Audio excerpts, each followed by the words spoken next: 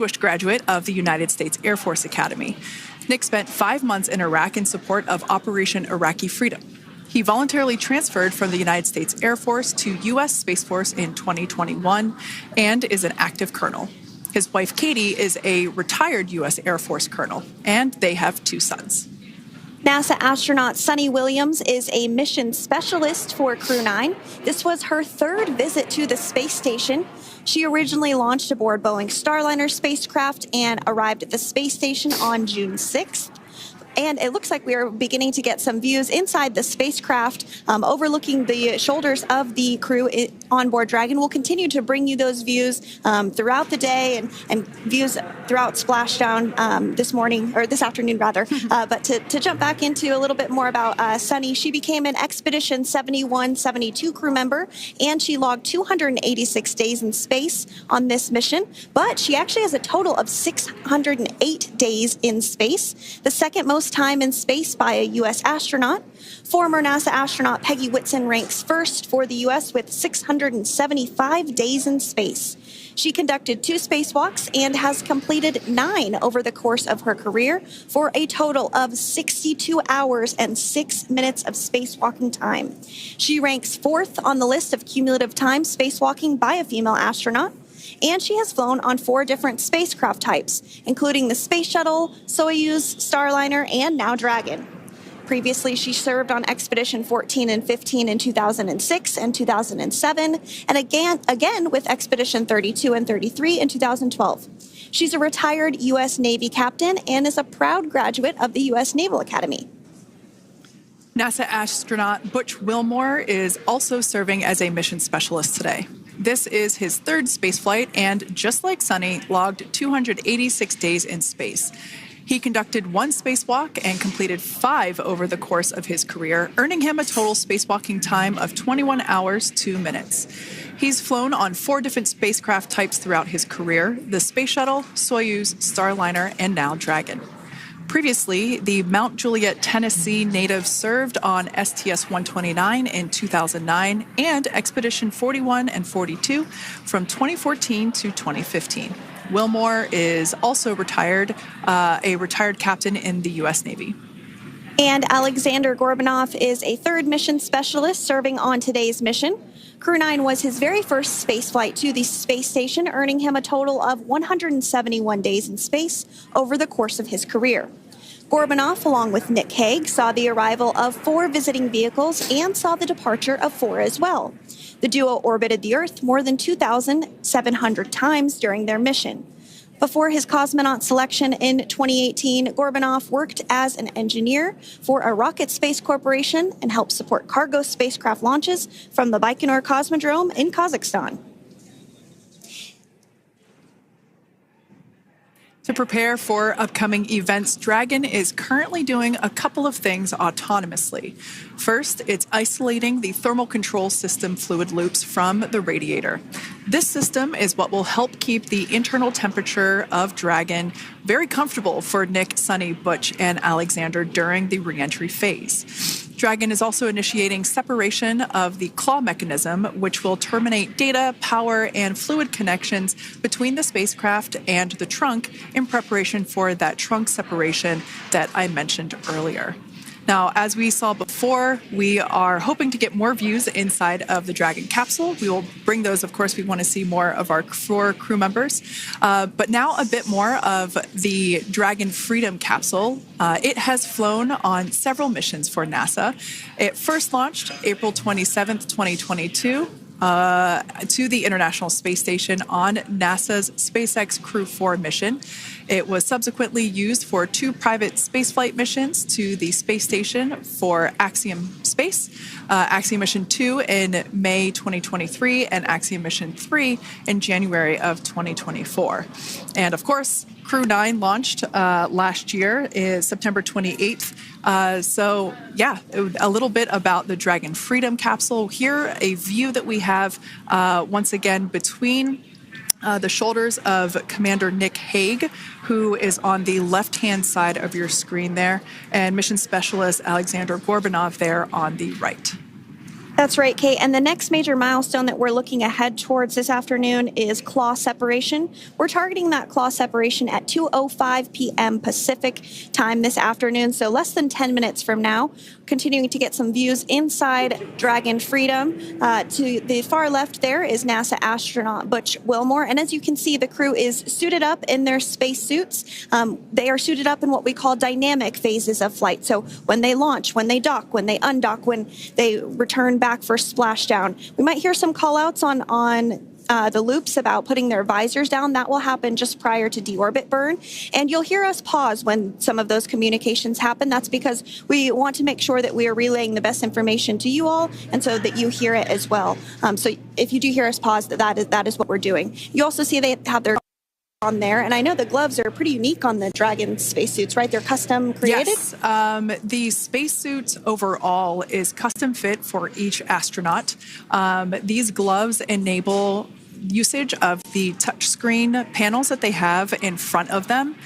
We can't see it from this view, but that view we saw earlier between Alexander Gorbanov and Nick Hague, that is a touchscreen. It allows the crew to monitor everything that Dragon is doing, along with those tablets that they have there on their legs. So yeah, the spacesuit itself is intended to act as a mini spaceship, if you will, as once the visors are closed, it is able to maintain a pressure in the unlikely event of a depressurization event for Dragon. So there we can see those screens I was talking about. So there in the center, we've got the location tracker, as well as on the left-hand side, it's mapping out the operations that Dragon is executing. The crew has to remain well informed of all these things that Dragon is doing autonomously. That basically means that Dragon is flying itself. The crew has the ability to gain control of the capsule if necessary, but the capsule is essentially going to bring itself home. But of course, in order to be familiar with Freedom, SpaceX, deorbit sequence start in 5 minutes.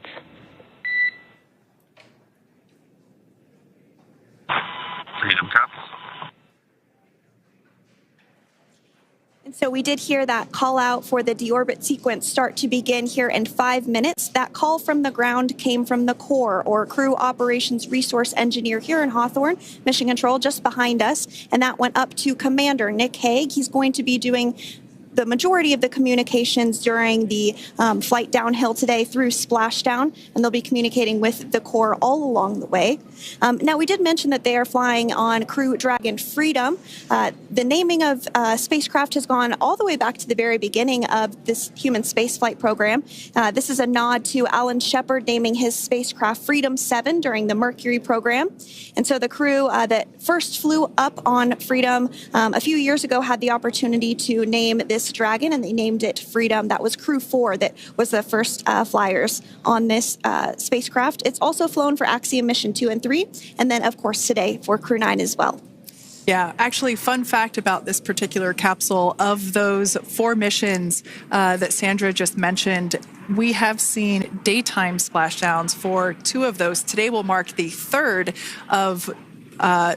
daytime splashdown. So there's something lucky about this particular capsule that gets daytime splashdowns. Nighttime is great because we can see even more clearly the capsule streaking through, but I personally love the daylight views because we really get even better views of the recovery team operations during that phase of the mission. Yes, absolutely. And if you follow along with our missions, you'll know that sometimes weather is a watch item when it comes to undocking and splashdown. We do splashdown in the water, so we want to ensure that parameters like wave heights and wind speeds and precipitation, lightning, all of that is looking good for the crew and the safety of those recovery personnel. And today the weather is just pristine. We got off of space station on the very first attempt. So I'm joking around and saying that it was because it was St. Patrick's Day and we got really lucky with the weather. I wouldn't disagree with that. Speaking of weather, we will be hearing from Core probably around 2:20-ish. Typically, before we enter the period of loss of signal, or LOS, we will hear an entry briefing from the core, the Crew Operations Resource Engineer, and they will deliver important information like updated anticipated splashdown and loss of signal times to the crew, as well as the wave height and wind speed. So we'll be standing by to listen in on those. Like I said, that will happen shortly after. Typically after trunk separation. I can't quite remember if it's before or after deorbit burn. It must be before. But in any case, we'll be hearing all of that coming from core. In fact, that individual is seated there in the room on your screen. That is SpaceX Mission Control in Hawthorne, California. That room is located just over our shoulders. And that is where Dragon operators are standing by on console, monitoring the progress of Dragon as it continues its way home. It's been, at the point of splashdown, it'll be about 17 hours since Dragon undocked from the International Space Station.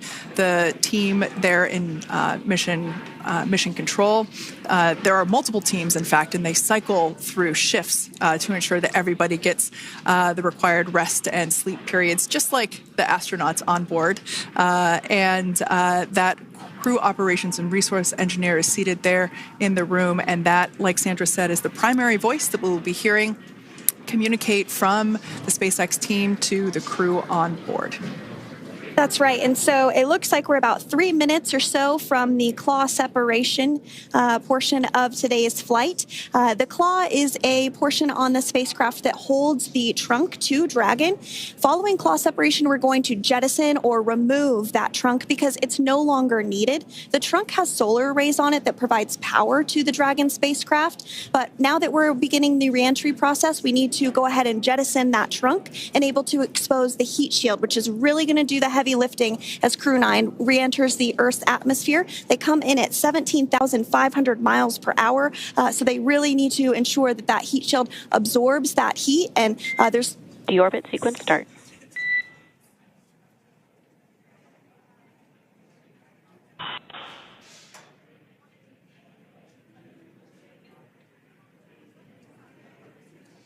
And so we did just get communications there that the deorbit sequence start has begun. So here in just a couple minutes from now, we expect to hear information or a call back about the claw separation having begun. And again, that kicks off that trunk separation portion that I was discussing to remove that, expose the heat shield, and then eventually we'll have the deorbit burn. And we'll continue to walk you through all of these milestones as we approach them ahead of our splashdown at 2:57 p.m. Pacific time this afternoon off the coast of Tallahassee, Florida. Yeah, we're very excited to bring the Crew 9 crew home. Sandra, we were talking about the trunk separation. That trunk is on a trajectory that will re-enter in the atmosphere and break up upon that re-entry. The heat shield itself is one of my favorite parts of the Dragon capsule. It is the workhorse of the re-entry phase. It will work to protect the Dragon capsule and the crew members on board during the re-entry phase as the temperatures outside of the capsule build up to, I believe, about 3,000 degrees Fahrenheit in excess of. And meanwhile, the interior of Dragon stays a very comfortable temperature. That heat shield does a lot of the work, and we'll see that plasma build up on the exterior of the capsule. As a result of the plasma that builds up, we will lose communications with the crew. This is known as loss of signal, or LOS. This is roughly a 10-minute period on average, even less than. I believe today it is probably about 6 or 7 minutes long. It kind of depends on the mission, and it happens for every Dragon capsule that re-enters the atmosphere.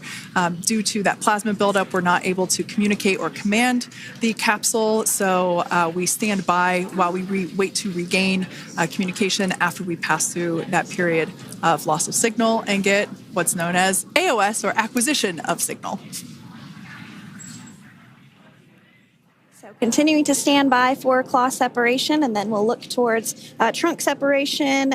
It'll be just about a minute or so after that. That happens pretty rapidly in succession. Some of our milestones will take a little bit longer throughout the day. For example, we will have a deorbit burn after that will take about 7.5 minutes and helps get Dragon set up in the right trajectory to splash down in the Gulf off the coast of Florida. So continuing to stand by for claw separation.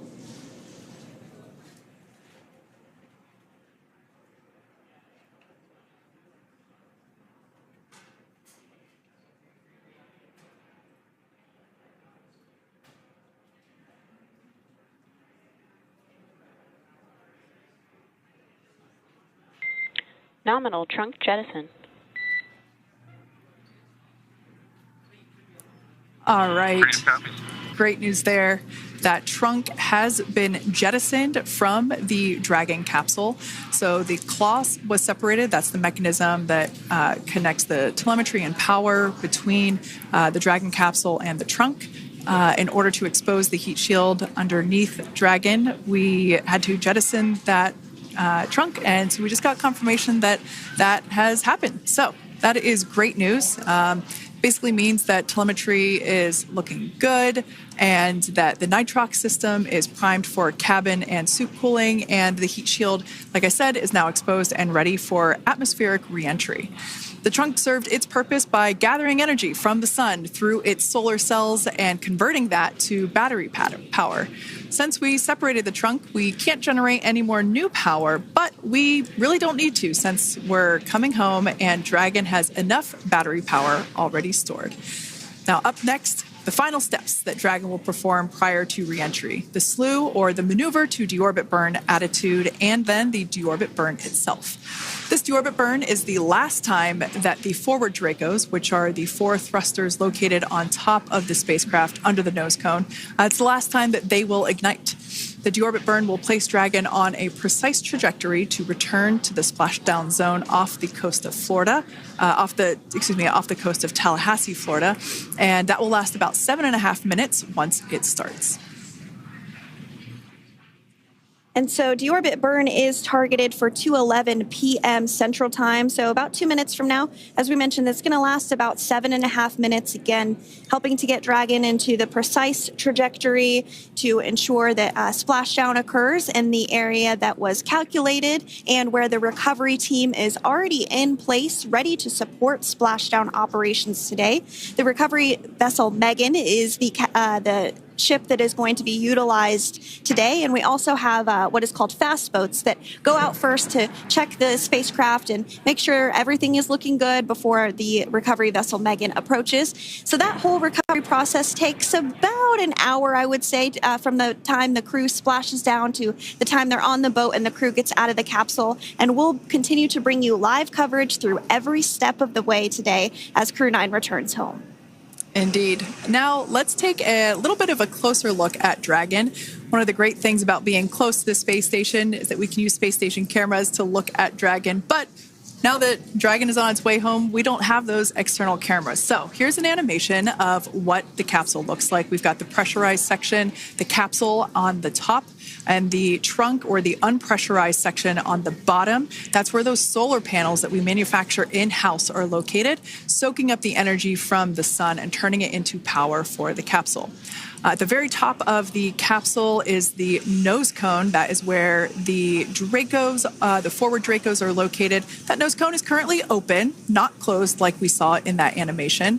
Once we get through the final maneuverings for the re-entry phase, we will close the nose cone capsule just before Dragon begins its atmospheric entry to protect that forward hatch there located along with those forward Dracos.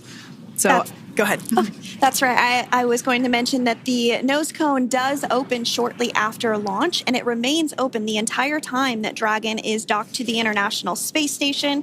So as an example for this particular spacecraft, Freedom, since September when it docked to the International Space Station, remains open that entire time, and here shortly it will close for the very first time since September.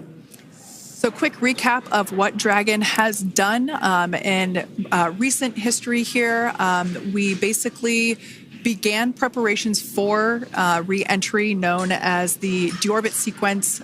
So Dragon released the trunk. As we said before, we separated the claw, we released the trunk.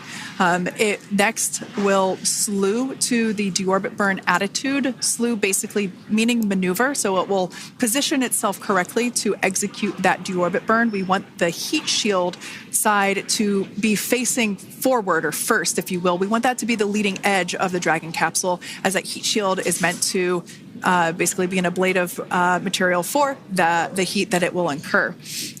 Once we complete that deorbit burn attitude slew, we will initiate the deorbit burn itself. That will last for several minutes, expecting that to be to start here any moment now, actually, and then it will go until about 2:18 p.m. Pacific time or 5:18 p.m. Eastern time. And I did hear confirmation that deorbit burn is underway. As we mentioned, it's about a 7.5 minute burn. So within the last 10 minutes, Dragon has jettisoned its trunk and initiated the deorbit burn just seconds ago. As mentioned earlier, for those operations, NASA and SpaceX closely coordinate with the United States Coast Guard to establish a safety zone to ensure public safety and for the safety of those involved in the recovery operations, as well as the crew on board the returning spacecraft. Multiple notices are issued to the mariners in advance of and during recovery operations, and Coast Guard patrol boats are deployed to discourage boaters from entering the splashdown zones. So we do want to stress to the public the need to respect this safety zone. Recovering a spacecraft from the water is a hazardous operation, and any other boats interfering increases the risk to not only the astronauts in Dragon, but the teams working to recover them from the water and the safety of those that may come too close. So for the safety of the crew, which you see there on your screen, your safety, we recommend you sit back and watch as we'll continue to bring you the best possible views of our astronauts' homecoming. Yeah, as I mentioned earlier, this deorbit burn is the last time that we will utilize our 4 forward Draco thrusters. Forward basically meaning at the top of the Dragon capsule. Dragon Freedom has not yet entered the Earth's atmosphere. This deorbit burn is what will line the vehicle up and put it on its final trajectory to the landing site right off the coast of Tallahassee, Florida. So basically, it is the last burn that the Dragon spacecraft executes and is what really locks it in for that precise landing. As you can see on your screen right now, Nick, Sunny, Butch, and Alexander are using their screens to keep tabs on the burn duration, the Draco firings, and trajectory details such as entry angle, spacecraft perigee, and how much distance remains until deorbit burn termination. As I mentioned earlier, Dragon is flying itself. So all the crew has to do is stay strapped into their seats and keep tabs on things. Although I must say, if I had one of those window seats, it would be pretty difficult to restrain myself. Now, with Nick, Sunny, Butch, and Alexander ready to deorbit and splash down back on Earth, they will be heading to one of 8 targeted sites supported by SpaceX and NASA. All of these sites are located off the coast of Florida, either in the Gulf of America or the Atlantic Ocean. Spreading the supported sites across multiple locations helps maximize the return opportunities for this mission and future crews, lowering the chance that we'll have to wave off due to bad weather. For those of you following along, you'll know that today's splashdown marks our final Dragon recovery on the East Coast. After 6 great years of successful recovery operations off the East Coast, we'll be moving all Dragon recovery operations back to the West Coast. And as always, NASA and SpaceX jointly select our splashdown location. And for today, the prime recovery site is off the coast of Tallahassee, Florida. The selection process works with a lot of different variables, including the space station's orbital trajectory or path that it follows, what landing sites are available and have favorable weather, how much free flight capability Dragon has for the trip home, and the sleep schedules for the returning crew members, as well as, of course, the big one, the weather. We'll start with calculating daily return options based off of the space station's current orbit and Dragon's capabilities to maneuver and line up for re-entry. The time from undock to landing at the primary site can vary from less than 6 hours to more than 39. Getting home the quickest comes with some obvious benefits, but we always have to make sure the crew is properly rested for dynamic operations, preventing us from scheduling 20-plus hour days for them, of course. Trajectory and ballistic experts provide the daily opportunities that would line up Dragon with the 7 landing zones and split them into what we call ascending and descending opportunities. Dragon uses its Draco thrusters after leaving station to execute a series of altitude-lowering maneuvers and to line up with the selected primary site. It can also change to different alternative sites while in a free flight if sudden weather moves in that we may need to avoid. So, as we mentioned, weather is something we're constantly looking at, making the final call to proceed about 2.5 hours before the crew undocks. So for the Crew 9 return, we looked at a number of weather items. Some of the obvious ones are no rain or a chance of lightning in the recovery zone, both for the safety of the crew inside Dragon and the recovery teams in the water. And we're also looking for wind speeds to be less than 15 feet per second or about 10 miles per hour, and relatively calm seas so that we can safely execute recovery operations, which includes landing a helicopter on the recovery ship to fly Nick, Sunny, Butch, and Alexander back to Florida. Once Dragon began flying today, we had a number of additional checkpoints to either proceed towards the primary site, head to the alternate, or select a new zone based on real-time weather data.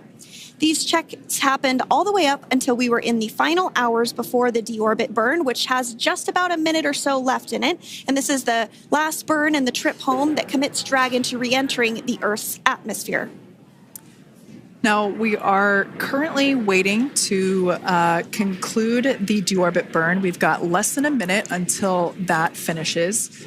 We will expect to hear a call out for nominal burn, which will confirm completion of that deorbit burn for Dragon Freedom.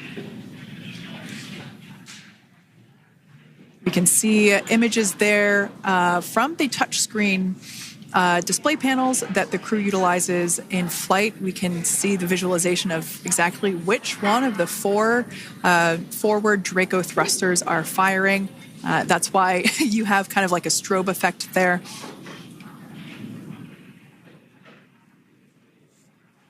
And if you're just joining us, you are looking at live views of the Dragon Freedom. On your left is Commander of Crew 9, Nick Hague. To his right is Roscosmos cosmonaut Alexander Grabenkin. And also in Gorbanov, that is Alexander Gorbanov. And then also in the capsule today is NASA astronauts Sunny Williams and Butch Wilmore. We're awaiting confirmation that their deorbit burn is complete, which is the last burn that's going to help set them up on a trajectory to splash down off the coast of Florida. Deorbit burn complete. Performance nominal. Nose cone closure initiated. Freedom copies.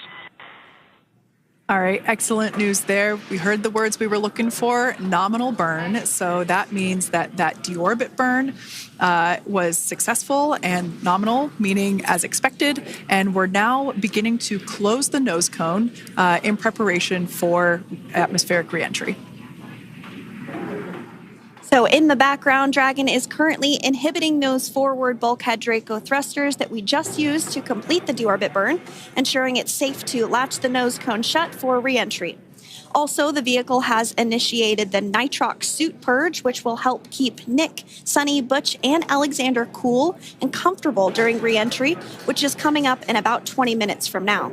At this point, the nose cone is closing and protecting the forward hatch for reentry, and the crew are using their screens to continue to monitor the locking of the nose cone, which is done by a set of hooks. And as we mentioned earlier, that nose cone has remained open since September, so this is the first time it's closing in a few months.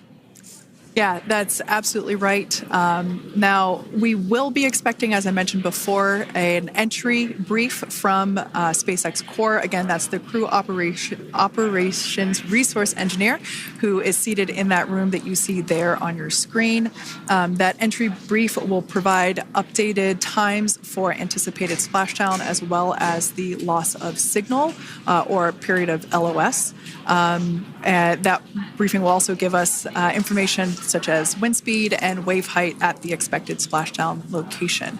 But all in all, everything has been great today. All events have been executed on time as expected, and we are looking forward to a splashdown of the Crew 9 crew at about 5:57 p.m. Eastern Time or 2:57 p.m. Pacific Time. Between now and then, things are going to start moving quite quickly. In fact, if anything, this will have seemed like the slower part of the reentry phase. We're going to go through, like I said, that period of loss of signal or LOS. That period is a few minutes long where we are unable to communicate or command the capsule due to the plasma that builds up on the exterior of the capsule.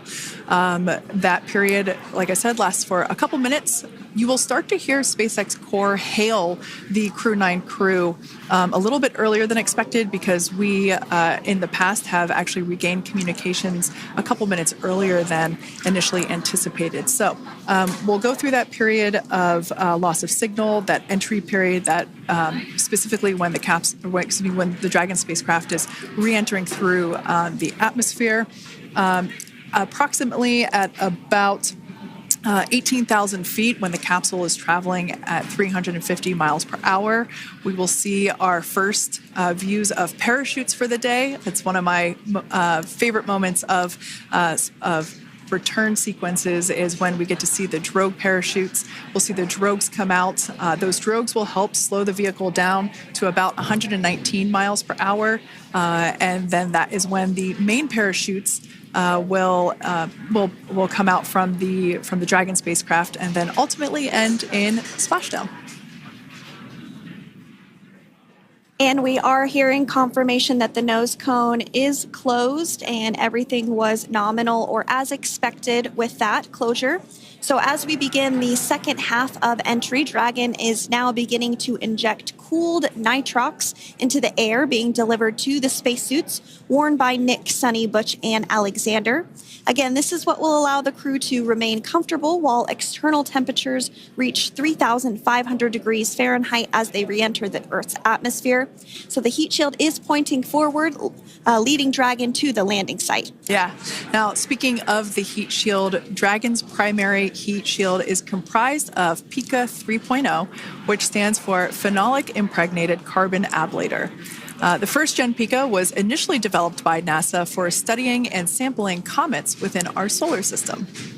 SpaceX partnered with NASA to develop PICA-X, which was the second-generation product used on all Dragon 1 cargo resupply service missions that resupplied the International Space Station on 20 missions.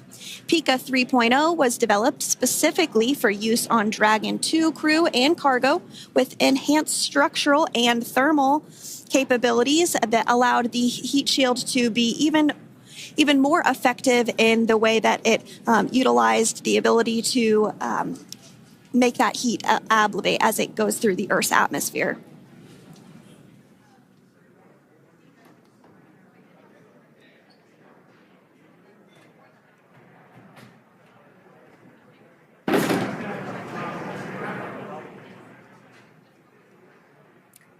The remainder of Dragon is composed primarily of a SpaceX proprietary ablative material. It's another class of thermal protection which is lighter weight versus PICA and protects the underlying composite structure during reentry to ensure the structural capabilities are maintained. While Dragon will experience temperatures well over 3,000 degrees during peak reentry conditions, the characteristics of the thermal protection system coupled with the environmental control and life support system in the pressurized interior will ensure that Nick, Sunny, Butch, and Alexander stay cool and comfortable during all phases of reentry through splashdown. Now, if you've just recently joined us, we hope to regain views of our crew members inside Dragon Freedom. But we don't have those available at the moment due to ground station coverage. So we will bring those back to you as soon as we can. Now, after Dragon Freedom has re-entered the Earth's atmosphere, a series of parachutes will deploy to slow the crew's descent. First will be the 2 drogue parachutes, followed by the 4 main parachutes, and those will guide Dragon to its first contact with Earth since it launched back in September. Dragon will automatically deploy these parachutes when different pressure and positioning sensors on the spacecraft detect that they're at the right speed and altitude.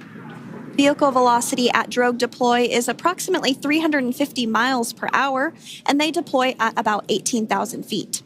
Now, when the vehicle velocity at main deploy is approximately 119 miles per hour, and they deploy at about 6,500 feet. When Dragon splashes down in the water, the vehicle velocity will be about 16 miles per hour, so you can really see how those parachutes help to slow down the crew inside the capsule. The highest G-load the crew is expected to experience today is about 3 to 5 Gs. Yeah, when you think about really fun roller coasters, they're about in that range. So I'm sure that our crew on board will be well equipped to experience those Gs. It's nothing for them. They go through much more intense training. And so we are continuing to make our way through a number of milestones today. We did have trunk separation. Freedom, SpaceX. Nose cone is secure for entry. Freedom copies.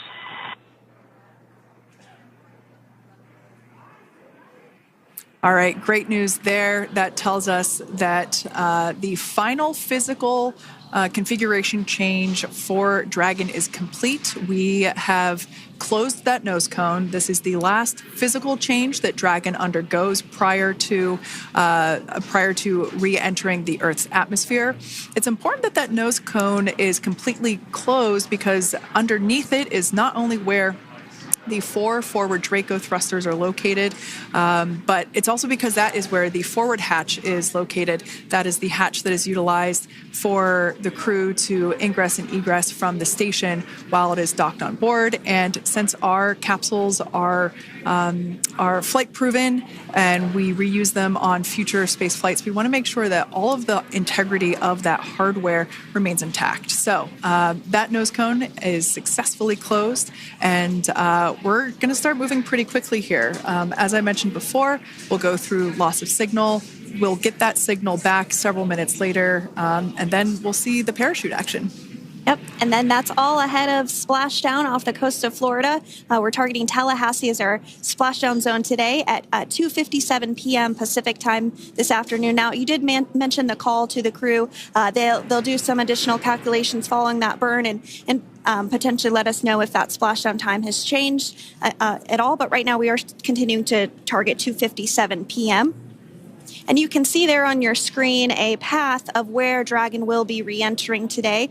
So if you are in the southern tip of Mexico, you might have the opportunity to see Dragon. Because it's a daytime splashdown, you probably won't have too great of views, but potentially you'll have the opportunity to get a glimpse of it there. Once again, Dragon operators, they're monitoring the progress of Dragon through this re-entry phase. That is SpaceX Mission Control, located here in Hawthorne, California. That is also where the crew operations and resource engineer is seated. That person is the voice that we have heard multiple times and will continue to hear as the primary point of contact to the crew on board Dragon Freedom. We will also hear the voice of Commander Nick Hague. Basically, after we hear the Corps communicate something, we will hear Nick Hague indicate that they copy, that they heard the message well, some sort of recognition that the message was received. And if you joined us yesterday for our coverage during the undocking, we were communicating through something that's called a big loop. We do that when we're in integrated operations with the International Freedom, SpaceX, for entry sequence. Report when ready to copy. Ready to copy. All right, I've got some updated times for you. Our comm blackout start time is 2144. Our comm blackout end time is 2151, and our splashdown time is the same per your displays, 2157.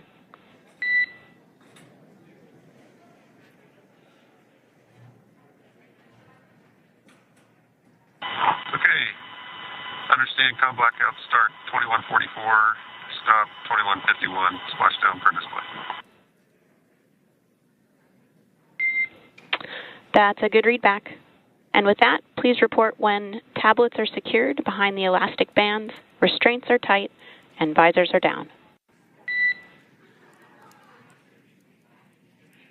And copy, Wilco.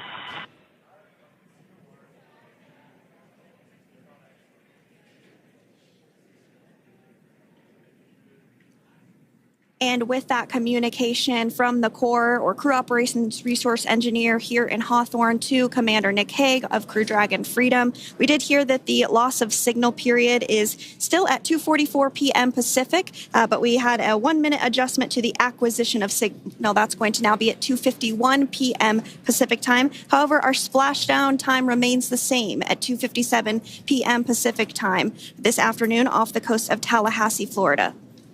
So all good news there as Dragon continues to make its way home with the Crew 9 crew.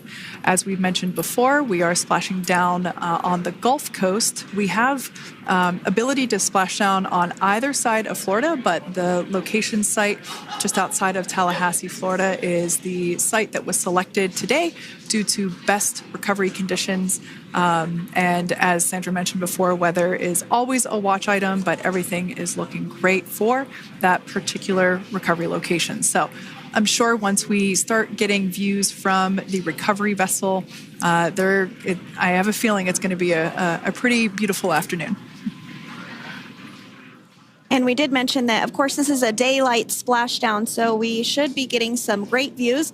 We do have a couple of spacecraft called the WB-57, which are high-altitude planes that NASA utilizes during splashdown operations. Those are en route and going to be tracking the capsule as it makes its way through the atmosphere and should be providing some good views for us. Kate and I were just chatting about how we haven't had a daytime splashdown in a little while, so we're looking forward to the views along with you. Yeah. Nighttime views are also great because we can see that capsule streaking through the night sky quite brightly. So like Sandra, you said earlier, daylight will be a little bit less bright, but we will definitely be able to see the SpaceX recovery team operations much clearer. I could also imagine it's probably a little bit easier for the team themselves to do their work in daytime than at nighttime. We'll see them rush in really quickly with a couple of fast boats as they begin the initial safety checks and sweeps of the Dragon capsule while also retrieving the parachutes from the surface of the ocean. The recovery vessel, the main recovery vessel, will continue to make its way closer to the Dragon capsule. It is stationed a couple miles away from the actual recovery location, the splashdown location, for obvious safety purposes. So it takes a little while for that vessel to make its way over, but once it's closer, we'll have even better views of those recovery operations. And you may be wondering why sometimes we splash down in the daytime versus the nighttime.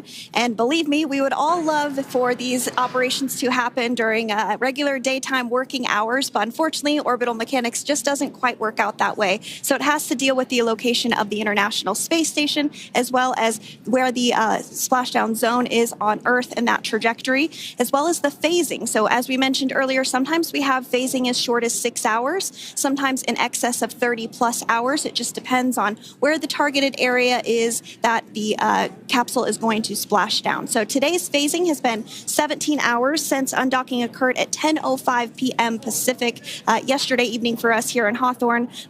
Early wee hours for folks on the East Coast and other areas of the United States.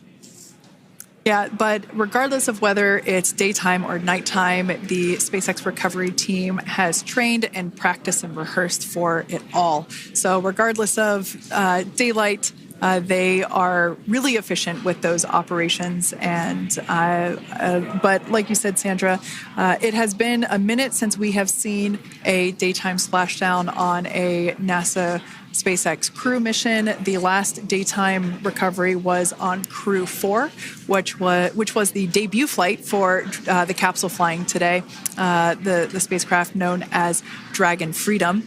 And so, yeah, kind of a fun fact there in terms of the timing of that daylight splashdowns.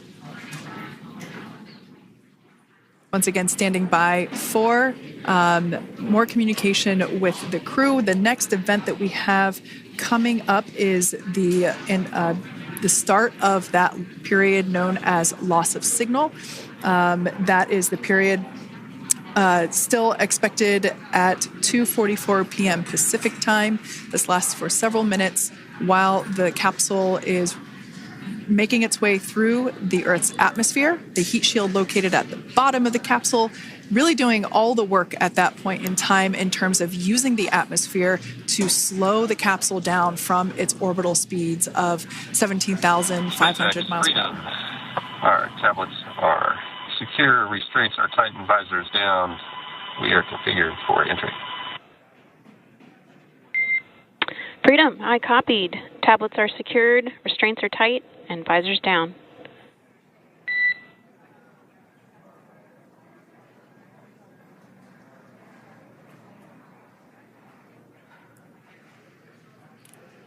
All right, great news there in terms of continuing to make progress. That back and forth communication we heard was just letting Core know that per their instructions, Crew 9 has now put away everything that was necessary in order to begin the re-entry, including those tablets that were located on their legs. Those are now stowed away.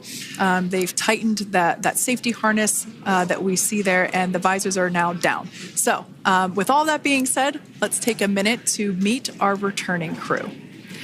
U.S. Space Force Colonel Nick Hague is your Crew 9 commander. He was selected by NASA as an astronaut in 2013. This was his second spaceflight to the International Space Station and third launch overall. He spent 171 days in space with Crew 9 and has a career total of 374 days in space. During his mission, he completed a spacewalk with astronaut Suni Williams. That was his fourth spacewalk, earning him a career total of 25 hours, 56 minutes of spacewalking time. Before Crew 9, Hague previously served as a crew member of Expedition 59 and 60 back in 2019. He flew with Alexei Ovchinin and NASA's Christina Cook. So this is his second time sharing the space station with Ovchinin. The Kansas native is a test pilot and distinguished graduate of the United States Air Force Academy. Nick spent 5 months in Iraq in support of Operation Iraqi Freedom. He voluntarily transferred from the United States Air Force to U.S. Space Force in 2021 and is an active colonel. His wife, Katie, is a retired U.S. Air Force colonel, and they have 2 sons. NASA astronaut Suni Williams is a mission specialist for Crew 9. This was her third visit to the International Space Station. She originally launched aboard Boeing Starliner spacecraft and arrived at the space station on June 6th. Following the agency's decision to return Starliner uncrewed, she became an Expedition 71 and 72 crew member, where she logged 286 days in space on this mission. But Suni has a total of 608 days in space, the second most time in space by a U.S. astronaut. 5 minutes until predicted comm blackout. We'll see you on the other side at 21:51.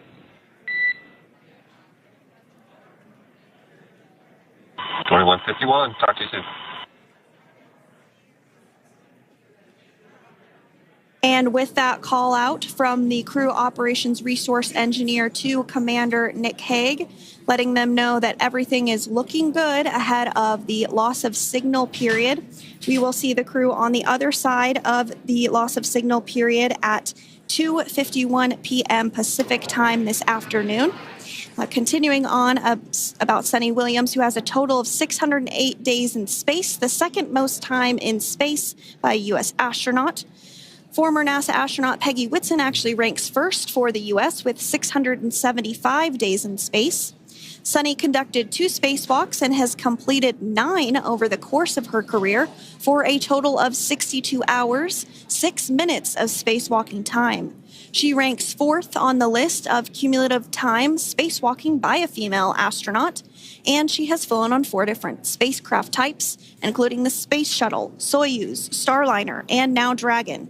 Previously, she served on Expedition 14 and 15 in 2006 and 2007, and again with Expedition 32 and 33 in 2012. She's a retired U.S. Navy captain and is a proud graduate of the U.S. Naval Academy and was the first astronaut to run a marathon in space. Pretty awesome stuff. Now, NASA astronaut Butch Wilmore is also serving as a mission specialist today. This is his third spaceflight and, just like Sunny, logged 286 days in space. He conducted one spacewalk and completed 5 over the course of his career, earning him a total spacewalking time of 21 hours and 2 minutes. He's flown on 4 different spacecraft types throughout his career: the Space Shuttle, Soyuz, Starliner, and now Dragon. Previously, the Mount Juliet, Tennessee native served on STS-129 in 2009 and Expedition 41 and 42 from 2014 to 2015. Wilmore is also a retired captain in the U.S. Navy. Next up is Alexander Gorbanov, who is the third mission specialist serving on today's mission. Crew 9 was his first space flight to the space station, earning him a total of 171 days in space over the course of his career. Gorbanov, along with Nick Hague, saw the arrival of 4 visiting vehicles and saw the departure of 4 as well. The duo orbited the Earth more than 2,700 times since September.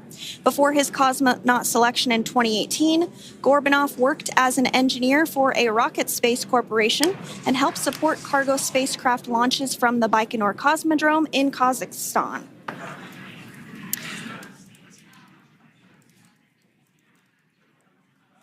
So if you are just joining us, we are continuing to bring you live coverage of Crew 9's return to Earth following their mission aboard the International Space Station, where they completed science and research investigations. We are targeting splashdown off the coast of Florida at 2:57 p.m. Pacific time. The next major milestone that we'll look ahead towards is what we call loss of signal, or LOS, when we won't have communications with the crew because they will be re-entering the Earth's atmosphere.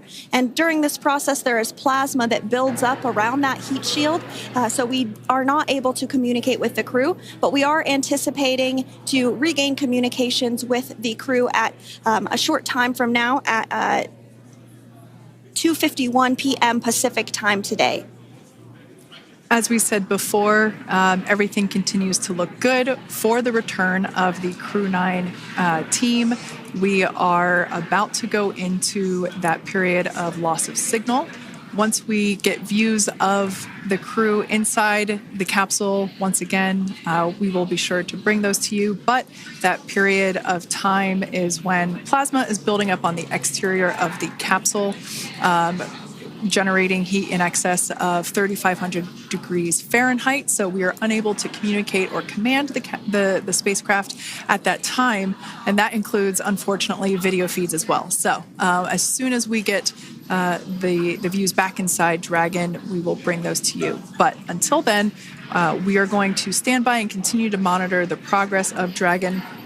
Like Sandra just said, we are anticipating the blackout period to begin at 2:51 p.m. Pacific time, 5:51 p.m. Eastern time. This will last for several minutes. It's not super exact, even though we are predicting acquisition of signal, or AOS, to come back at 5:51 p.m. Eastern time. In the past, we have regained communication sometimes a little bit earlier than that, so we'll probably start to hear Core begin to hail Crew Dragon a minute or two prior to that anticipated acquisition of signal. But right now, Nick, Sunny, Butch, and Alexander are seated in their seats inside Dragon Freedom. Their visors are down, and they have put away or stored the tablets they had located on their upper leg to monitor Dragon's progress. Now they will be utilizing the touchscreen displays, where the current operation and future operations will be displayed as they are able to monitor Dragon's progress continually. As I said before, Dragon is autonomous, meaning it is flying itself. So the crew stands by and monitors, and those touchscreen displays are what will be allowing them to do so and prepare for events such as such as parachute deploy. And while on board the International Space Station, Nick, Sunny, Butch, and Alexander contributed to over 900 hours of science and research investigations, which is really the key purpose of the International Space Station. Now, the International Space Station is celebrating a major milestone this year where they will be celebrating 25 years of continuous human presence in November. So if you're younger than 25 years, you've never known a day where there hasn't been a human living and working aboard the International Space Station, contributing to key science and research investigations that impact our lives here on Earth. There's research being done on Parkinson's, on osteoporosis, on cancer research, and a variety of other studies. Additionally, the microgravity laboratory provides a jumping off point for us as we venture back to the moon and onto Mars through longer duration space flights. One such example that the crew worked on during this mission was an alternative exercise device. In microgravity, the crew has to exercise for about 2 hours a day because they're not having the effects of gravity on their body. So to prevent bone and muscle loss, we counteract that with 2 hours of exercise per day. On board the International Space Station, they have 3 ways in which they can exercise. They have a bike, they have a treadmill, and they have a similar to a weightlifting machine that counteracts the microgravity environment. But a particular experiment that this crew tested out was a combination of all 3 of those in one smaller device. And this is really critical as we continue on to the moon, Mars, and beyond, because space is really important in spacecraft. So if we have something smaller that the crew might be able to utilize, that can potentially help us venture out even further into the solar system. So science is really the name of the game when it comes to the International Space Station. Some of the other science highlights that took place during this increment that are particularly interesting to me was we had the first wooden satellite that was deployed. This is a study to see if other materials might be more resourceful or renewable in space. So I'm really excited to see the results of that one as well. Additionally, we had a couple of spacewalks that took place to not only provide maintenance to the International Space Station, but also where we swabbed the outside of the space station near vents to see if any microbes that we all have microbes on us, to see if any of those could survive in the harsh environment of space, which again is very important for us to know and understand as we continue to the moon, Mars, and beyond. Very exciting stuff. Now, at this point, we have now entered the communications blackout period for the Dragon spacecraft. This lasts approximately 7 minutes due to plasma formation around the spacecraft itself. During this time, no vehicle telemetry is received by mission control or the recovery team, and no external commanding of the vehicle or voice communication is possible. But as a reminder, Dragon is designed to fly itself. During re-entry, the vehicle will be slowing down from orbital velocity, which is approximately 17,500 miles per hour. The top temperature that Dragon will experience upon re-entry is 3,500 degrees Fahrenheit. This blackout period, as I said before, we expect it to last about 7 minutes today, concluding at 5:51 p.m. Eastern Time or 2:51 p.m. Pacific Time. We right there have our first view of Dragon Freedom coming home to Earth. And that view is from the WB-57, which is one of NASA's high-altitude planes that is tracking.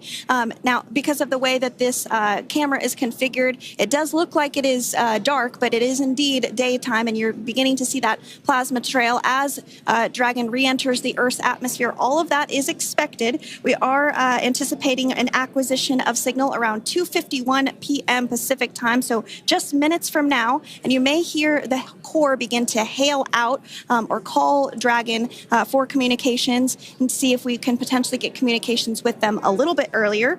Following this, we'll have 2 events in rapid succession. We'll have the drogue parachutes deploy at 2:53 p.m. Pacific, followed by the mains just 1 minute later at 2:54 p.m. Pacific Time, ahead of a splashdown at 2:57 p.m. Pacific Time off the coast of Tallahassee, Florida.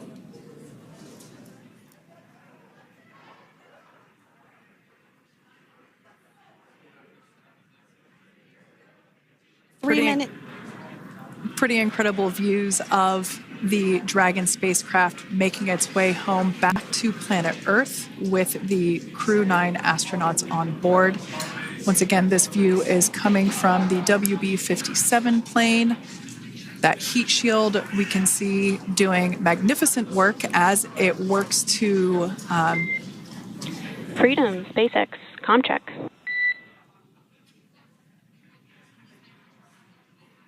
All right, we're going to start hearing the SpaceX Crew Operations Resource Engineer. SpaceX Freedom is with you. 4.16. Enjoying the ride. Copy that, Freedom. Great news there from Commander Nick Hague reporting back. We see a healthy flight computer. Expect automated chute deployment. Freedom copies. Like we said before, things moving very quickly as Dragon Freedom makes its way home. Next event coming up will be deployment of the drogue parachutes. This occurs around 18,000 feet. GPS has converged. Expect nominal altitude for drogue chute deployment.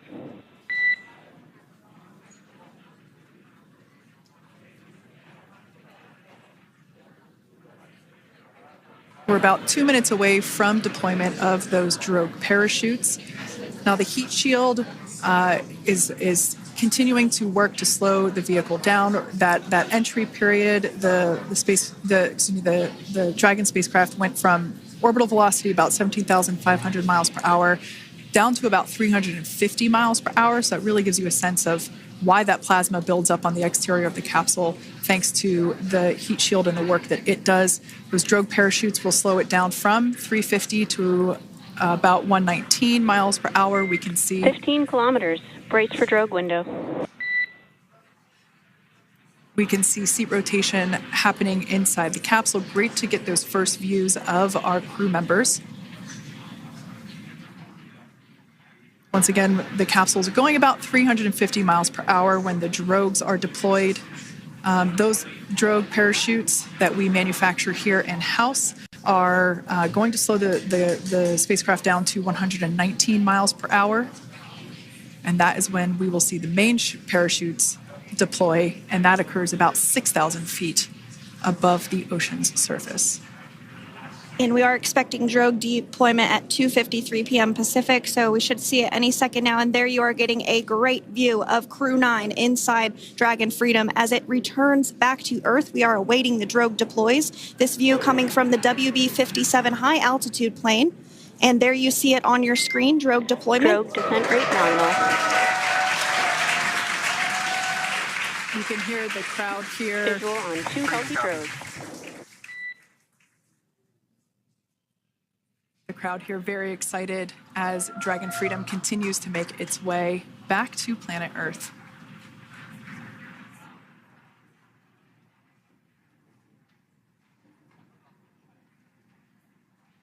Next up, we'll stand by for the main deployment of the parachutes. The mains are quite a bit larger. You'll be able to notice the difference on your screen once they deploy, and they continue to ensure that the Dragon spacecraft slows down even further.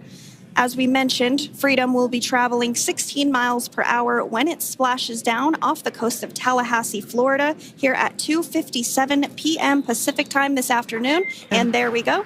We have visual on 4 healthy mains. That view was from inside. Freedom copy. That view was from inside one of the buckets where the parachutes are located. So we see a great view there of the reefing on those parachutes. And as those main parachutes begin to inflate fully, 4 beautiful, healthy mains. Now awaiting visuals of splashdown. Freedom, 1,000. We'll start to hear Commander Nick Hague. Copy, 1,000. As we heard right there, Commander Nick Hague will be calling out the altitude of the Dragon capsule from here on out.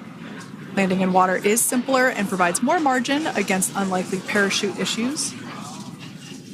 You can see those parachutes continuing to slow the Dragon capsule down. And if you're just joining us, You're looking at 800 meters. a live view of Crew 9, just minutes away from splashing down off the coast of Tallahassee, Florida. Splashdown 2 minutes from now at 2:57 p.m. Pacific. We do have 4 healthy mains really doing the job there. Just breathtaking views of a calm, glass-like ocean off the coast of Tallahassee, Florida. Crew 9 just minutes away from splashing down. This is really such an incredible shot. That Copy, was 600. That was a live view from our recovery vessel, Megan, which is stationed a couple miles away from the splashdown site. We can see the crew there using their restraints as resting places for their arms. They were just in space moments ago, so their arms were able to float freely. 400 meters. This is a gorgeous bluebird day here that we have for the splashdown of Crew 9. It's incredible to think that the Dragon capsule just minutes ago was going over 17,000 miles per hour and now gently coasting to a soft splashdown. 200. Copy, 200 meters. Brace for splashdown.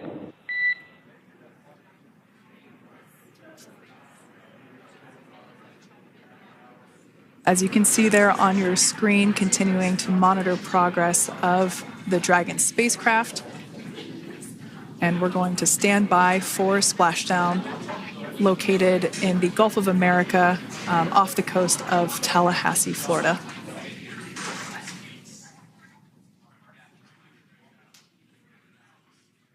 And splashdown. Crew 9 back on Earth.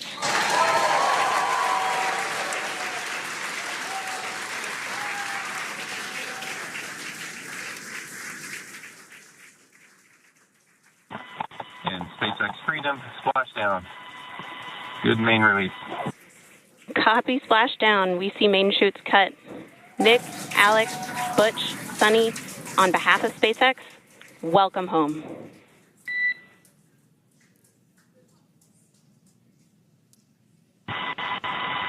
It is an amazing, what a ride. I see a capsule full of grins ear to ear.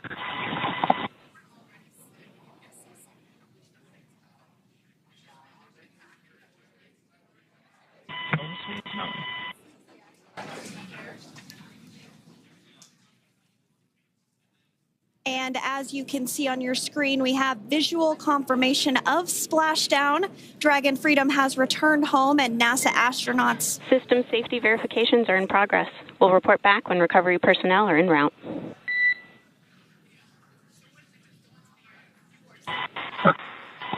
Understand. And we're in section 2, 4.800 landing response. And looking for your words and if it is necessary.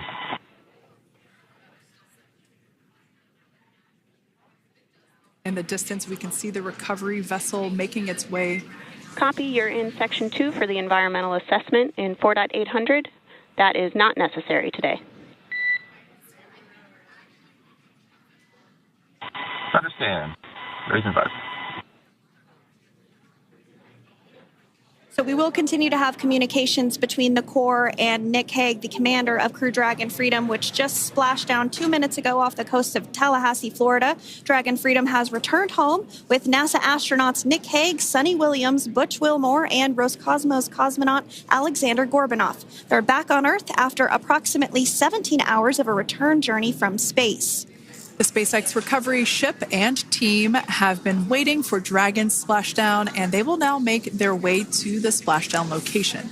The teams have been ready and waiting about 3 nautical miles away, so it's going to take them about 30 minutes or so to make their way and to SpaceX Freedom. Pretty sure we're in stable 1. Copy, stable 1. We see the same. It's going to take about 30 minutes for the recovery team to make their way over to Nick, Sunny, Butch, and Alexander, who are still seated and secured inside that Dragon spacecraft there on your screen. Incredible views there of that thermal protection system, or TPS. That Dragon capsule was pristine, white color before it departed the station, and we can see how the reentry phase, the thermal protection system did its job.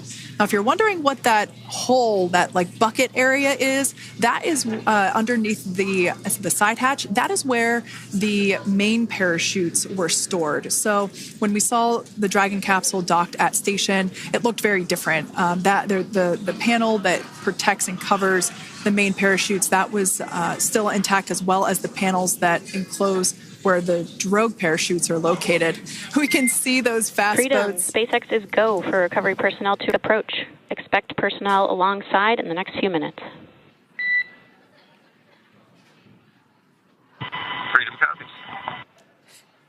We can see those fast boats. We weren't kidding when we said they were fast. While it does take about 30 minutes for the main recovery vessel to make its way over to the capsule, these fast boats will be doing a couple of things simultaneously. A couple of them are going to be working to retrieve the parachutes that you see in the background there of this drone shot. Those parachutes will be retrieved from the ocean surface. We want to make sure we are able to pull those out. The recovery vessel there closest to the spacecraft is going to be performing some safety checks. We can see there they're using an instrument that is basically working to detect if there are any hypergolic vapors or fumes that are still residing in and or around the Draco thruster nozzles or outlets. The hypergolic fuel, which is necessary for on-orbit burns to maneuver the spacecraft. Unfortunately, those hypergolics are unable to be breathed. They are toxic, and so this team here is doing those initial safety checks to make sure that it is safe for the rest of the recovery team to approach the spacecraft. They're also checking to make sure that any residuals from the pyros are safe and are not going to cause any issues. We can see the team working their way around the spacecraft to do these these sniff tests on all of those Draco thrusters. And as we continue to await the recovery of our Dragon spacecraft with NASA astronauts Nick Hague, Sunny Williams, Butch Wilmore, and Roscosmos cosmonaut Alexander Gorbanov inside, Dragon has autonomously completed several steps to safe itself following splashdown. We are continuing to see Dragon in what is known as Stable 1 configuration. That's kind of the ideal configuration following splashdown. It's upright, and the Dragon capsule is in the right configuration for it to be hoisted into the recovery vessel Megan, which you do see a little ways off in your screen approaching. Dragon will continue to remain live on air with you through that recovery process, all the way through the point where the crew is extracted from the Dragon spacecraft. Now, if you are just joining us, the mission has gone smoothly so far. Dragon successfully splashed down off the coast of Tallahassee, Florida at 2:57 p.m. Pacific, 5:57 p.m. Eastern Time this afternoon. Approximately 17 hours prior to splashdown, Dragon autonomously undocked from the International Space Station, completed a series of departure burns, jettisoned its trunk section, and performed its final burn, the deorbit burn. This placed the Dragon spacecraft on a trajectory toward Tallahassee, Florida. Dragon successfully re-entered the Earth's atmosphere, followed by deployment of its parachutes to slow the spacecraft down to a gentle splashdown. We're now going to follow the Freedom. Hypergol sweeps and unfired ordnance checks are nominal. Rigging is in progress. Approximately 25 minutes until capsule lift. Stand by for PMC with SpaceX flight surgeon.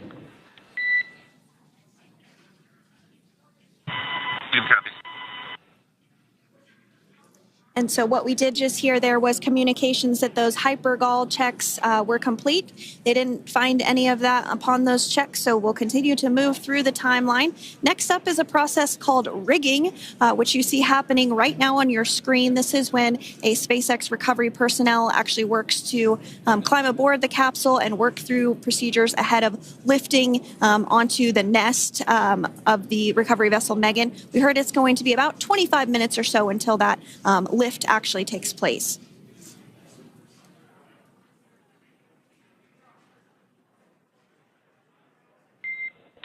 Okay, Freedom, the next call will be from the SpaceX flight surgeon on Dragon and Ground Private. Understand. Thank you. Callouts there indicating that the crew will have the opportunity to do a quick check-in with the SpaceX flight surgeon. This is standard procedure for every Dragon spacecraft when it returns to Earth. It's just an initial check-in, make sure everybody is doing okay. They will also have another check-in with the flight surgeon once they are on board that recovery vessel that you see there in the background. We can now see that SpaceX recovery team member they're on top of the Dragon spacecraft. They are going to be working to install plugs in the Draco thrusters to ensure that none of those, and to ensure that no more hypergolic fumes or vapors come out from the spacecraft. They'll also place harnessing around the spacecraft that are required in order to lift it out of the water. Go ahead, Sandra. Continuing to get some views of the recovery personnel, both the main recovery vessel Megan, as well as some of those fast boats that we've discussed previously. It looks like just a beautiful day there out off the coast of Tallahassee, Florida. Weather was pristine. We were able to get undocked from the International Space Station as expected at 10:05 p.m. Pacific time yesterday evening, and Crew Dragon has since completed steps ahead of its splashdown at 2:57 p.m. Pacific, and we're now stepping through procedures to get Dragon hoisted up onto the Megan recovery vessel and get the crew extracted out of the spacecraft. And you did see some of the parachutes that were near the spacecraft. Upon detection of landing, Dragon automatically releases those main parachutes to prevent wind from pulling the spacecraft. Dragon then automatically safes any pyrotechnics that may still be present on the vehicle and may automatically perform additional minor system reconfigurations. The astronauts will remain seated and in their suits at this point, but the onboard air conditioning keeps things temperature controlled inside the spacecraft so the crew remains comfortable, and the communication systems... Freedom, SpaceX, ComCheck. SpaceX, this is Freedom. Loud and clear. Copy that, Freedom. Have you loud and clear as well, and Dragon to Ground is no longer private. Understand, thank you. As we saw there on the screen, we have a couple of fast boats in the recovery fleet that have quickly moved into the splashdown location. They are being followed by one of the main recovery vessels, which will move into position upwind of the spacecraft. The two fast boats have very specific roles. Excuse me. The first approach is focused on immediate safety inspection, as we saw. They do this for spacecraft integrity and checking for any presence of those hypergolic propellant vapors. And this ensures that it is safe for the recovery vessel to approach Dragon. Once Dragon is cleared for full approach, as we heard is the case today, the team begins rigging the spacecraft for water recovery by the recovery ship. The second fast boat is responsible for parachute recovery and also serves as a redundant boat to the first one that makes the initial approach to the Dragon spacecraft. As we saw a little bit earlier, we were also able to see one of the recovery team members get on a jet ski to help gather up the parachutes that were automatically detached from the Dragon spacecraft upon splashdown. And it will take a little over 10 minutes for the recovery crew to complete their safety checks. Once complete, the team will begin preparing Dragon to be lifted, and as you see, they are preparing for that to take place at this point. As part of the preparation for this lift, one member of the recovery team has climbed on top of the spacecraft already so they can attach Dragon's hoist rings and connect to the lifting lines. It will take us less than an hour to raise Dragon to the recovery boat and remove the crew from the spacecraft. After medical checkouts, the crew will return to land within 4 hours by helicopter. And if no additional medical assistance is needed, the crew will board a waiting NASA plane and depart for Houston.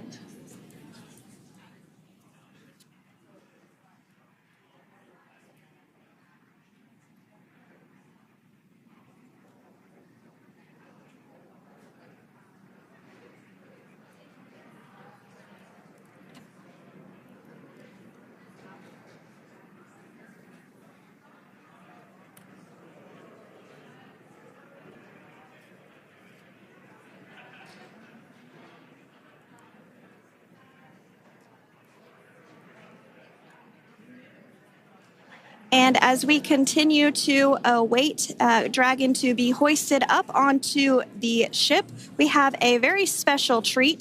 NASA Public Affairs Officer Jaden Jennings, who is actually on the recovery vessel and had a bird's eye view of the splashdown today. Jaden, how are you? How was the view from the recovery vessel?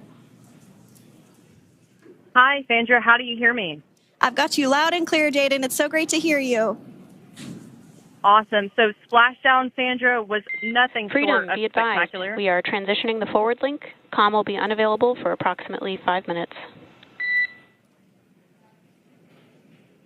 Freedom comes.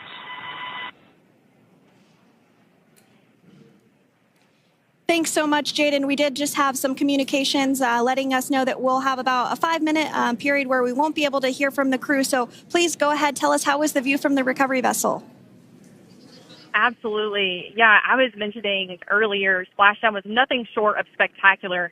And we were stationed about 1.5 nautical miles away from the splashdown zone and had great visuals here on the recovery vessel Megan. We actually saw a little of the smoke trail as the spacecraft was coming in. And then moments later, we spotted those drogue chutes, and this was quickly followed by 4 healthy white and orange main parachutes. We then tracked Dragon all the way down as it slowly propelled into the ocean. And I think I speak for all of us on the ship when I say a new core memory was made today, and we are looking forward to having Crew 9 on board with us a little later.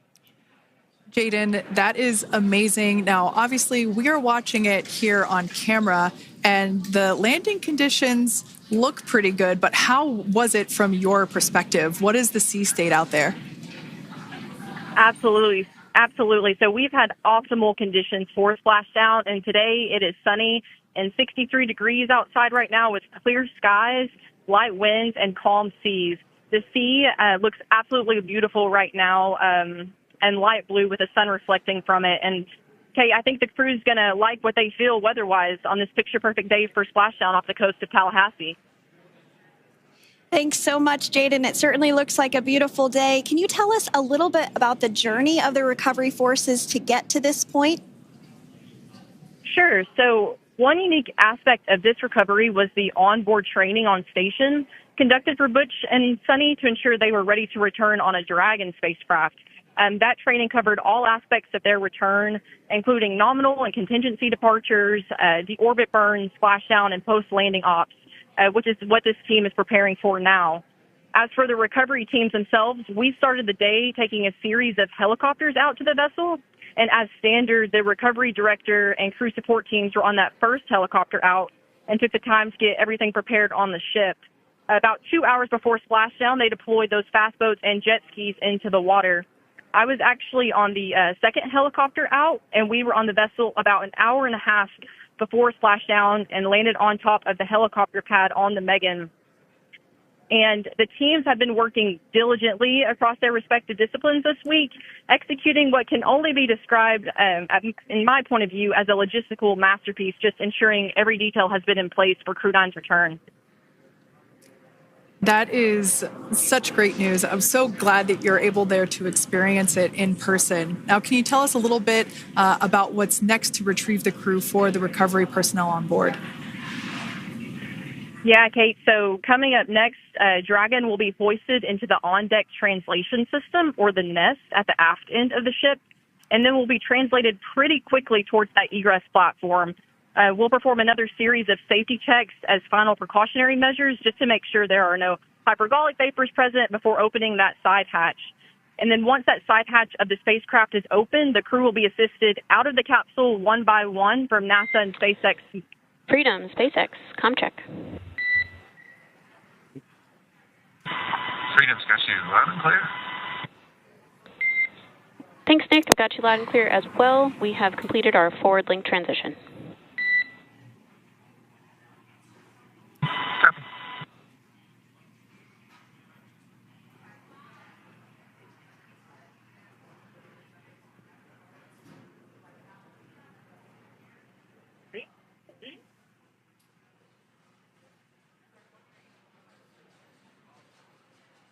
And Jaden, if you did just want to go ahead and let us know what is next to retrieve the crew, we are continuing to get some great views on our screen, but I know you have an even better view yourself.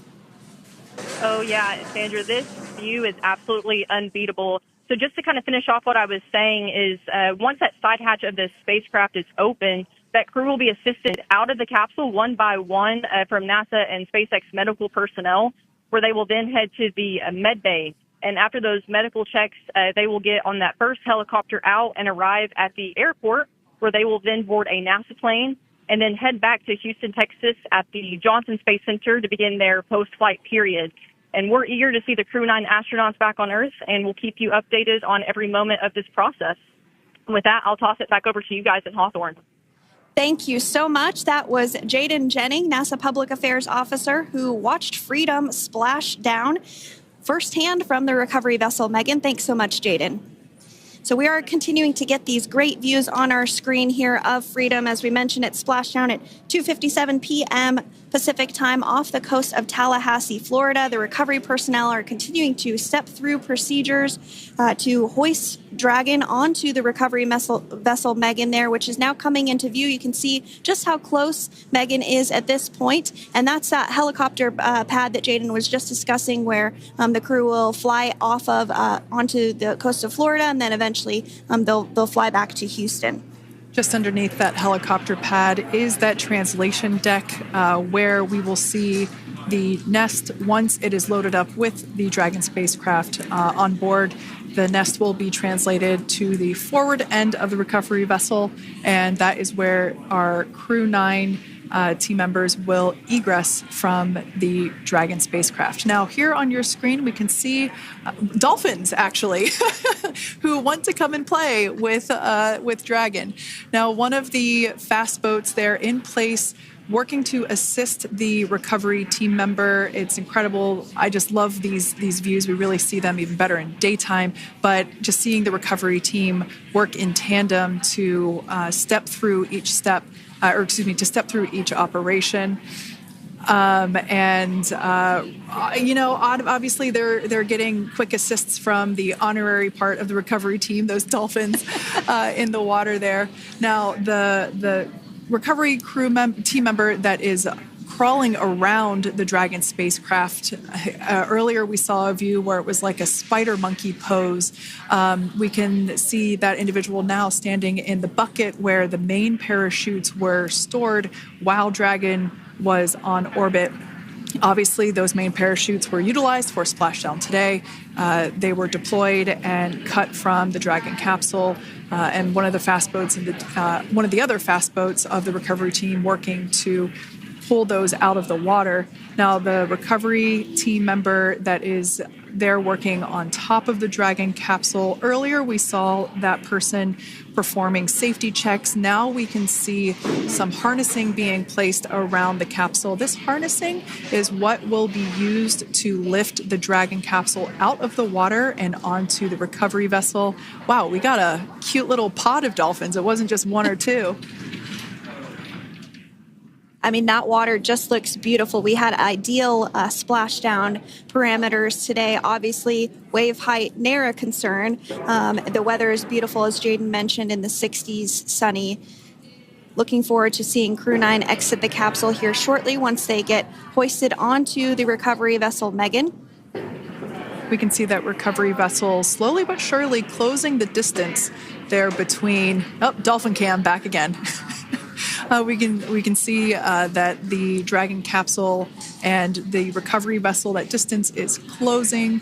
Again, this is just one more step as we continue to work recovery operations for Dragon Freedom. And we anticipate the lift of the Dragon capsule to occur here in just a few minutes. Now, once all of the rigging is on the capsule and it's hooked up to the recovery vessel, we will see the hydraulic arm, which is that kind of like bridge-like structure there at the aft end of the recovery vessel. We'll see that articulate backwards, and that's a good sign that we're getting even closer to pulling the capsule out of the water. It will then move forward, and the capsule will be placed inside of what you can see there is basically a basket. We call it the nest, Dragon nest, where that's where the capsule will be placed in order for it to be translated to the forward end of the vessel and for the astronauts to egress. And before that does take place, we'll have potentially views of the rigger go ahead and jump off of the spacecraft there. That typically occurs when the spacecraft is a little bit closer to the recovery vessel, and we usually get a really good view of that particular operation from one of the onboard cameras from the recovery vessel. That is an operation that I have a lot of respect and admiration for, that individual that does that.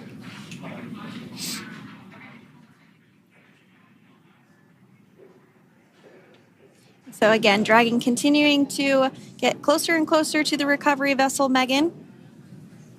You see some of those ropes now coming into view as well.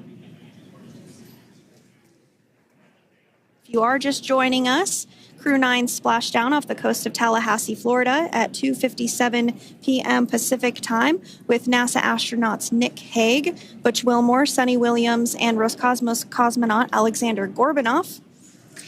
They're now working through procedures to hoist this spacecraft up onto the recovery vessel Megan. We just saw that hydraulic arm get lowered into the lifting position. That arm will be the mechanism that is utilized to lift Dragon up and out of the water and into the nest located there at the aft end of the recovery vessel. And the recovery vessel being used today is, as we mentioned multiple times, is named Megan, but that's actually after NASA astronaut Megan McArthur, who flew on Crew 2 a couple of years ago.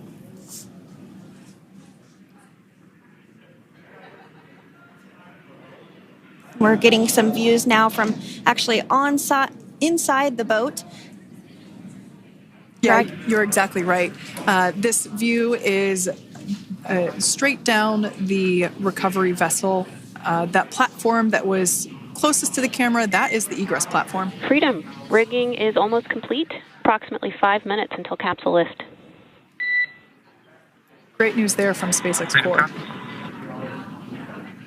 So about 5 minutes left until we see Dragon Freedom get lifted out of the water.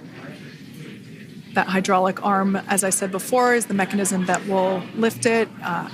It's quite swift, actually, the whole process of getting the spacecraft. Brace for capsule lift. Bracing. There it goes, Dragon Freedom being lifted out of the water and onto our recovery vessel, Megan.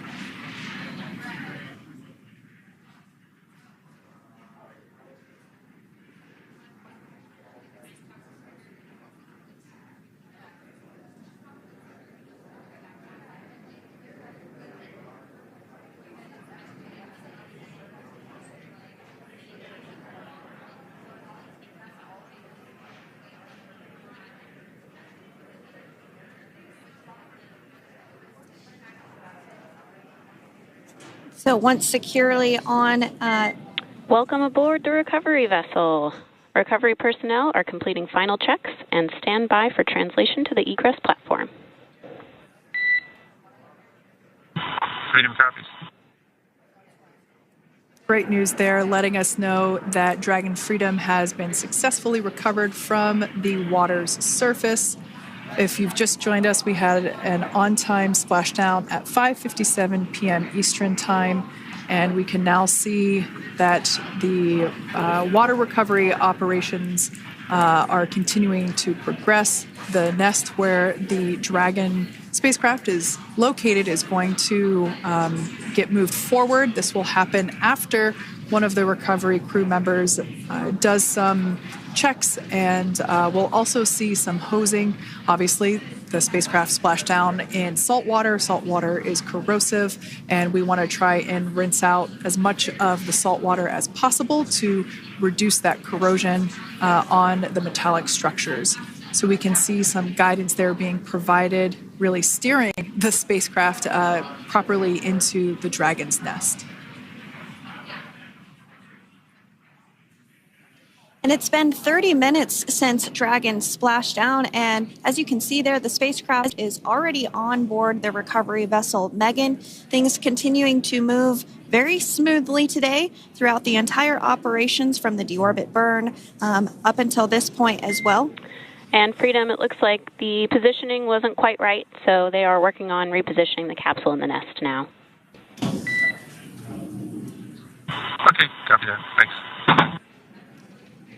And with that, the team is just going to adjust the Dragon spacecraft a bit so that it's in the right position ahead of translating up a little bit closer ahead of the side hatch. So the team is now going to step through the procedures to ensure that that takes place. While Dragon does fly itself autonomously, it clearly is unable to park itself autonomously. We want to make sure that the Dragon capsule is properly seated there in that nest.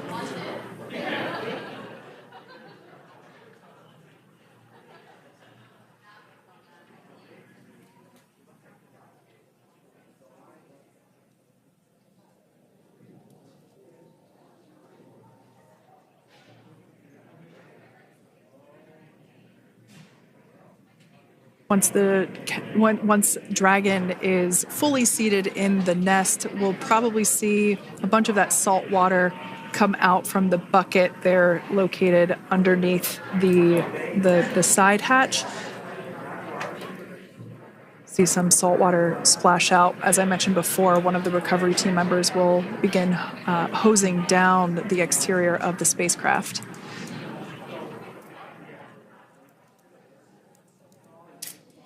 So you are continuing to get some great live views on your screen of Crew 9, which includes NASA astronauts Nick Hague, Sunny Williams, Butch Wilmore, and Roscosmos cosmonaut Alexander Gorbanov, who splashed down off the coast of Tallahassee, Florida, 2:57 p.m. Pacific time this afternoon.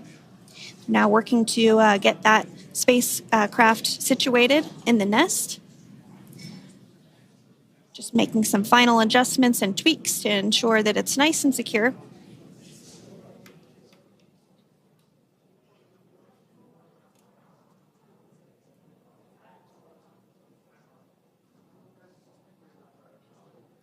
Once the spacecraft is seated and secured and oriented correctly in the nest, Dragon will be moved into the hangar located underneath that helipad that we saw earlier from the aerial views during recovery. All right, Freedom, looks like you are settled into the nest now. Team is working through hypergol sweeps. Copy all.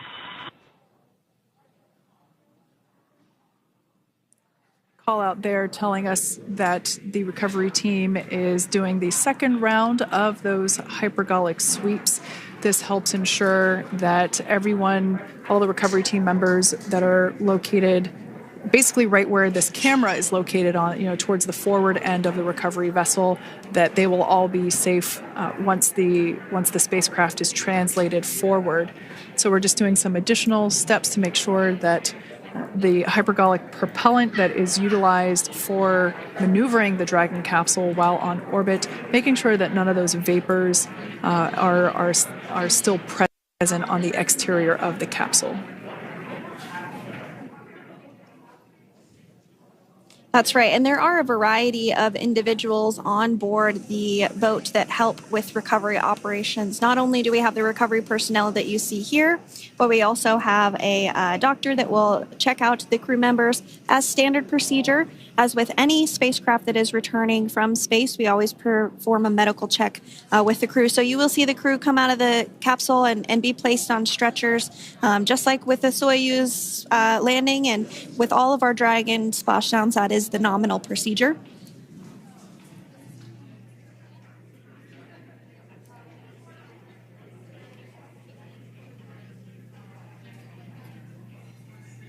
We'll stand by to see Dragon Freedom translate or scooch up a little bit closer to the camera angle that we're seeing right here. And then teams will step through procedures to get that side hatch opened. You see it right in the dead center of your screen there. It's kind of that rectangular shape. It has not been opened since Crew 9, which included Nick Hague and Alexander Gorbanov, launched back in September from the Kennedy Space Center in Florida. So that will be the very first time that hatch is opened. Once docked to the International Space Station, crew enter through the top hatch, which was where the nose cone is now closed. That's the hatch that they actually utilize to go ahead and get inside the International Space Station.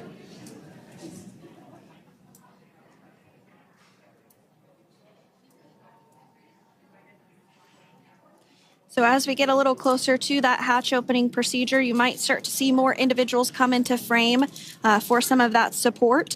The ship has a maximum capacity of a little over 40 people on board, and it takes a variety of different roles, as we've discussed, to support. Also on board is the chief of the astronaut office for NASA, that's Joe Acaba.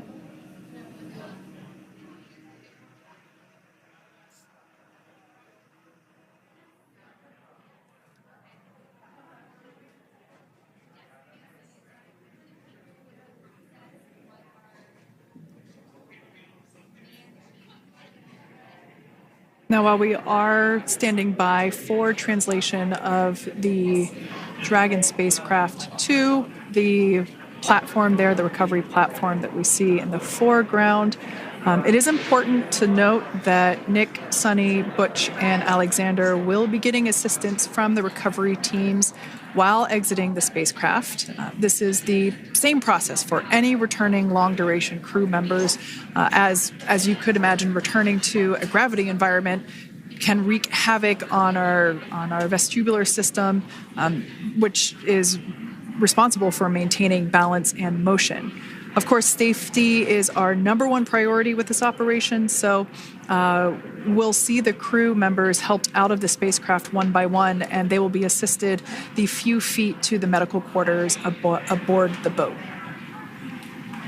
And on board Dragon are three veteran space flyers. That includes Nick Hague, the commander, as well as Butch Wilmore and Sunny Williams.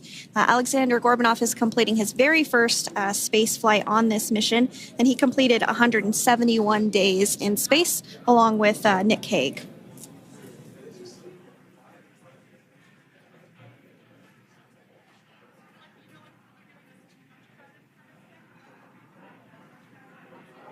For those of you that have just recently joined us, well, I would encourage you to hit that rewind button and go back a few minutes. It was a beautiful splashdown of Dragon Freedom with the Crew 9 cohort on board. They had an on-time splashdown at 5:57 p.m. Eastern Time, 2:57 p.m. Pacific Time. We can see that the spacecraft... Freedom translation is in progress. Copy, and seal it.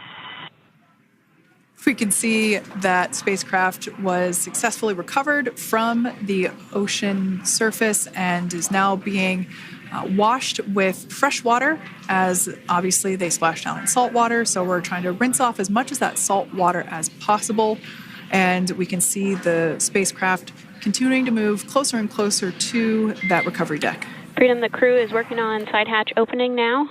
Expect hatch open in about 2 minutes. Okay, copy that. And Kira, just wanted to say that you guys, you and the team did an awesome job, both uphill and downhill.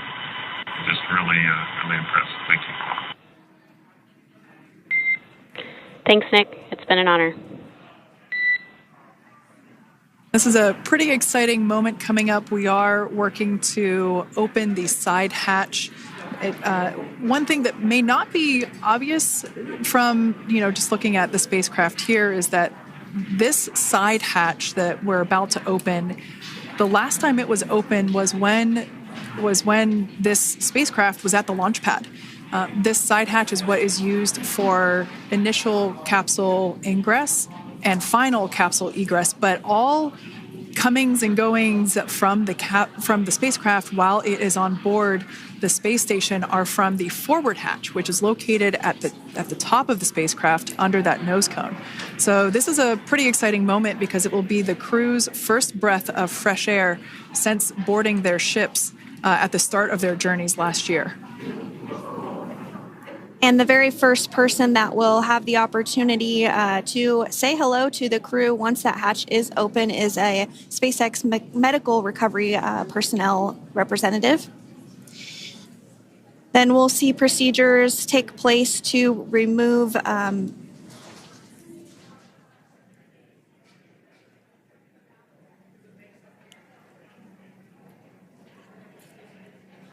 the footrests of Dragon. That will just help the recovery personnel get a little bit more room to access the crew and help get them out of the spacecraft.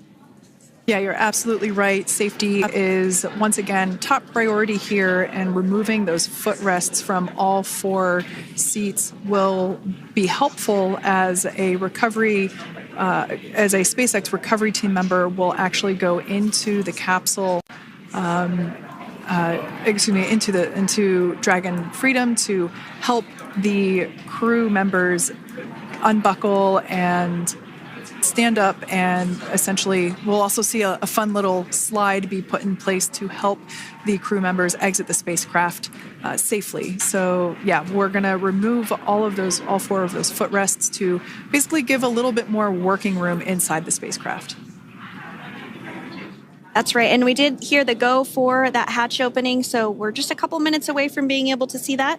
And then we might be able to get the chance to see a couple of views inside of the Dragon and see the crew following their splashdown. Now, opening that side hatch isn't quite like opening, the door to your car. We have to depress the seal around the side hatch, as well as, we'll now see them open that side hatch up.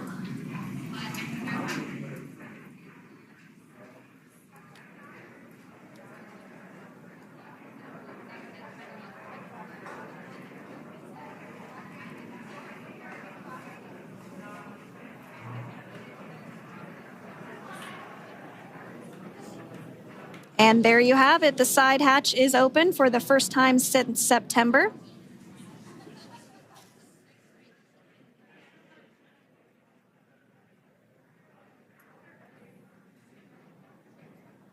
We can see some of the protective equipment there that was brought into frame that will help protect the edge of the side hatch, one from any potential damage. Oh, we can see the recovery crew member there taking photos of the side hatch seal. This is part of the standard operation for recovery. These photos will get saved into our procedure. We'll then install that protective frame around the side hatch. This helps to ensure that the side hatch itself, the edges of it, incur no damage while crew members are coming out from the spacecraft.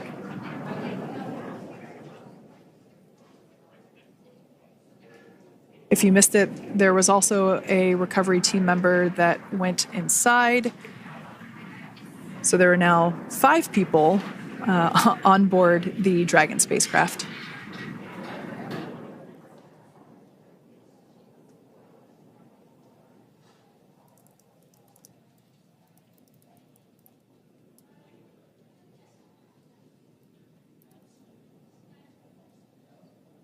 And if you are just joining us, it has not yet even been an hour since Crew 9 splashed down. off the coast of Tallahassee, Florida at 2:57 p.m.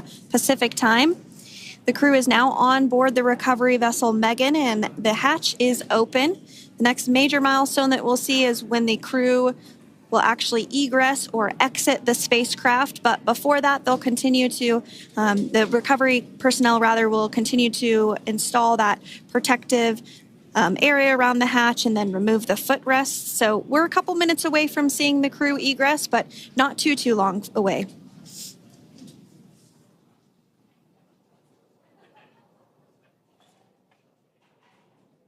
We'll probably see those footrests being handed out here in the near future, as I mentioned before. Oh, of course, we got to get a well-documented photo of the moment. Although we can't see it from here, I'm pretty sure there are 4 smiles on board right now. And we did hear that report out from the commander, Nick Hague, following splashdown, that there were four smiles as far as he could see. Yeah, capsule full of grins. Now, generally speaking... And there we do see Crew 9, some happy waves, smiles all around back on Earth.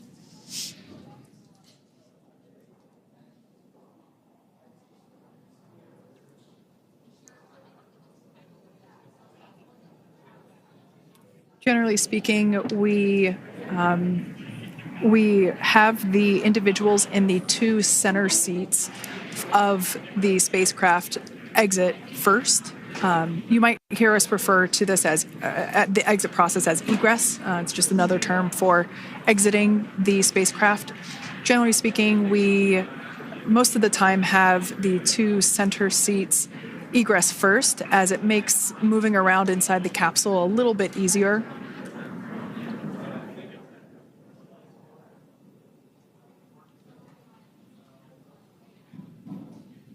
We can see the tablets that were previously located on the upper leg of the crew members. We can see those being handed out to the recovery team. Those were taken off prior to the entry phase, to spacecraft reentry.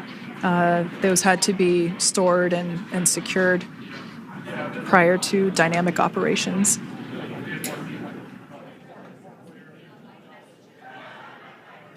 It looks like we are starting to see the footrests also be removed. I just saw one there on the screen. There are 4, of course, 1 for each crew member.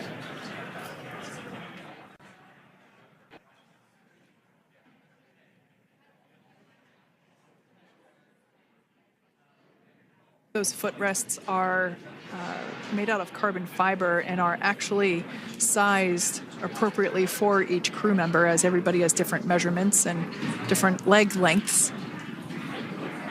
Same goes for the armrests and the bucket length of each seat. We size those appropriately for the crew members and to ensure their comfort and safety. I believe we just saw the little ramp that is used to help slide the crew members out from inside the spacecraft. And once the crew does exit Dragon Freedom, they will be placed on to a stretcher to go to a medical bay for medical checkouts. This is standard procedure for all Dragon spacecraft flights that splash down crewed, as well as for our Soyuz spacecraft that land in Kazakhstan.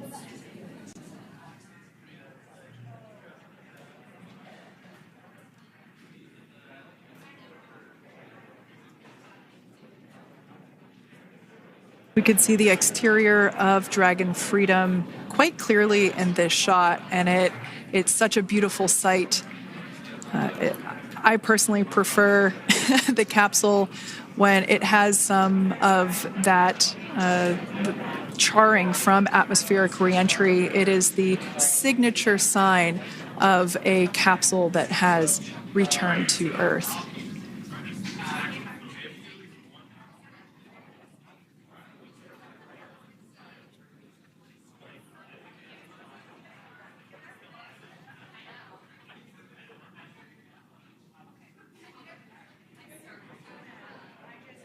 Continuing to stand by for our first crew member to egress or exit Crew Dragon Freedom following their splashdown at 2:57 p.m. Pacific time. Dragon undocked from the International Space Station at 10:05 p.m. Pacific just yesterday, so it was about 17 hours of phasing.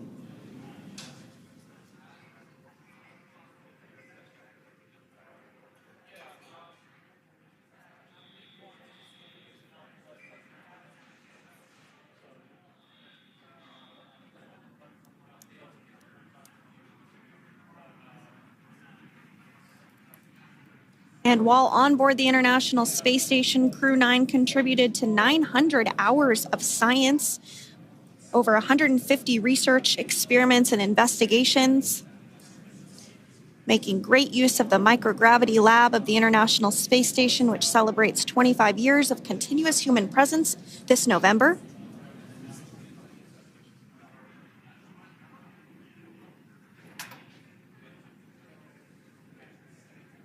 Looks like we're about to get our first crew member here upon egress of the Dragon spacecraft.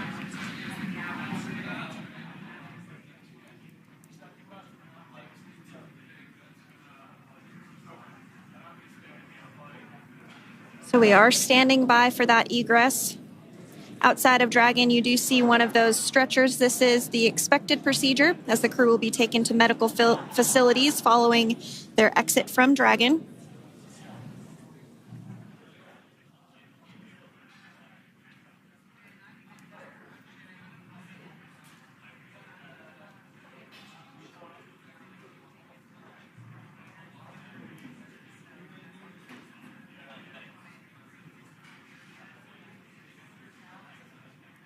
We can see folks on board clapping as our first crew member.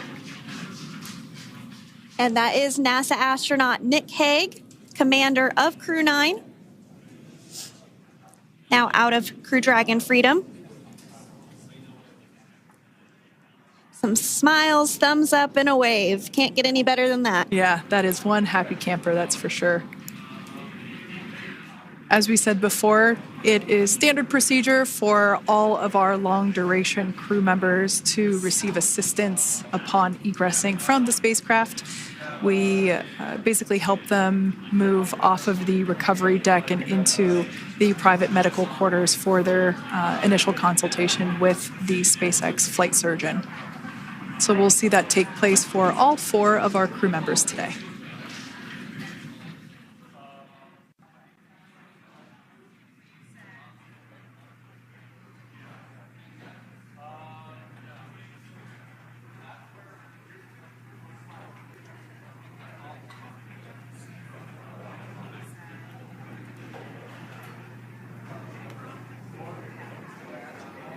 And we are standing by for the next crew member to exit Freedom.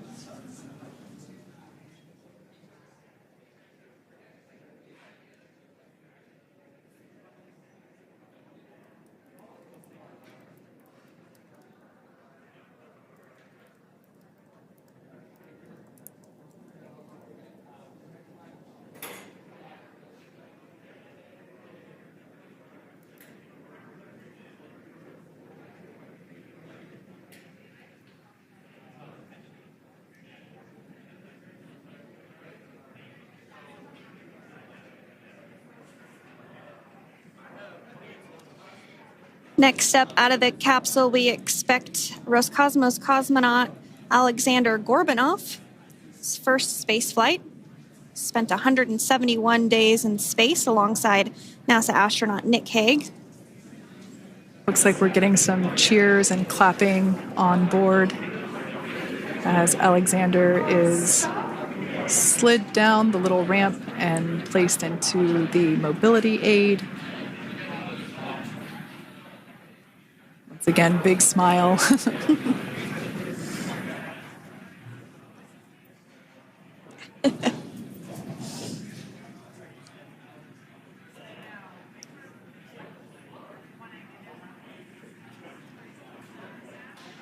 Now, the 2 crew members remaining in Dragon are NASA astronauts Sunny Williams and Butch Wilmore. They completed 286 days in space. One of the remaining footrests being removed from the Dragon spacecraft.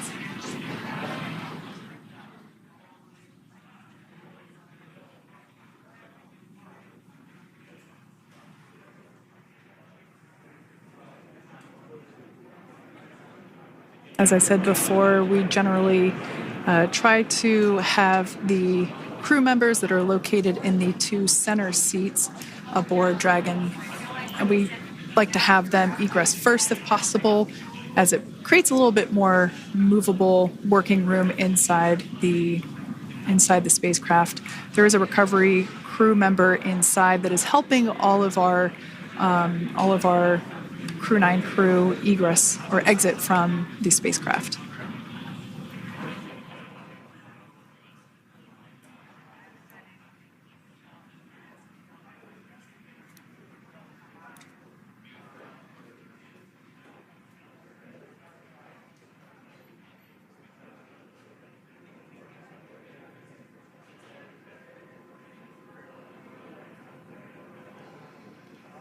We are standing by for the next crew member to egress or exit Crew Dragon Freedom following the splashdown not even an hour ago at 2:57 p.m. Pacific time.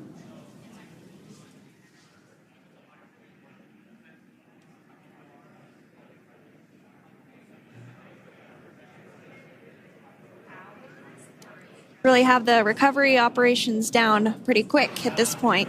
Yeah, it's pretty incredible to think that, just 5 years ago when we were doing the initial demonstration missions of the Dragon for Crew Dragon, that now we're under about 30 minutes for, to retrieve the spacecraft from the water, and just several minutes here while it's been on board, and to get everyone, really to get that side hatch open.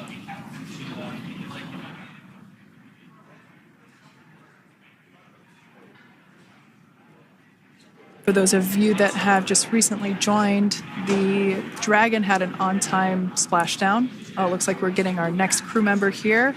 That is none other than Sunny Williams. Big smile, big waves. She, like her other crew members, now will be assisted onto the mobility aid.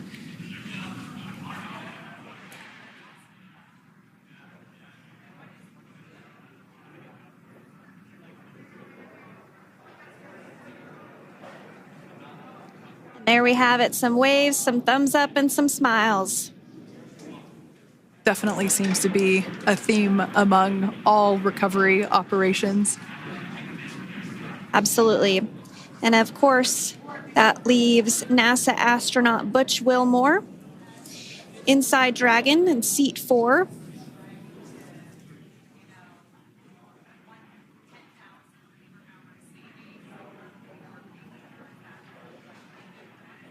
We're getting some views of him now as he egresses or exits the spacecraft.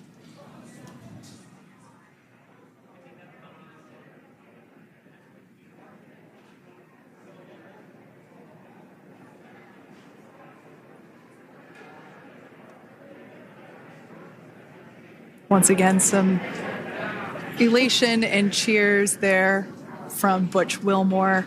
As we mentioned before, returning to Earth coming from a microgravity environment can wreak havoc on the body. So it is customary and just standard procedure for all of our long-term space residents to get assistance once they are back on board the recovery vessel.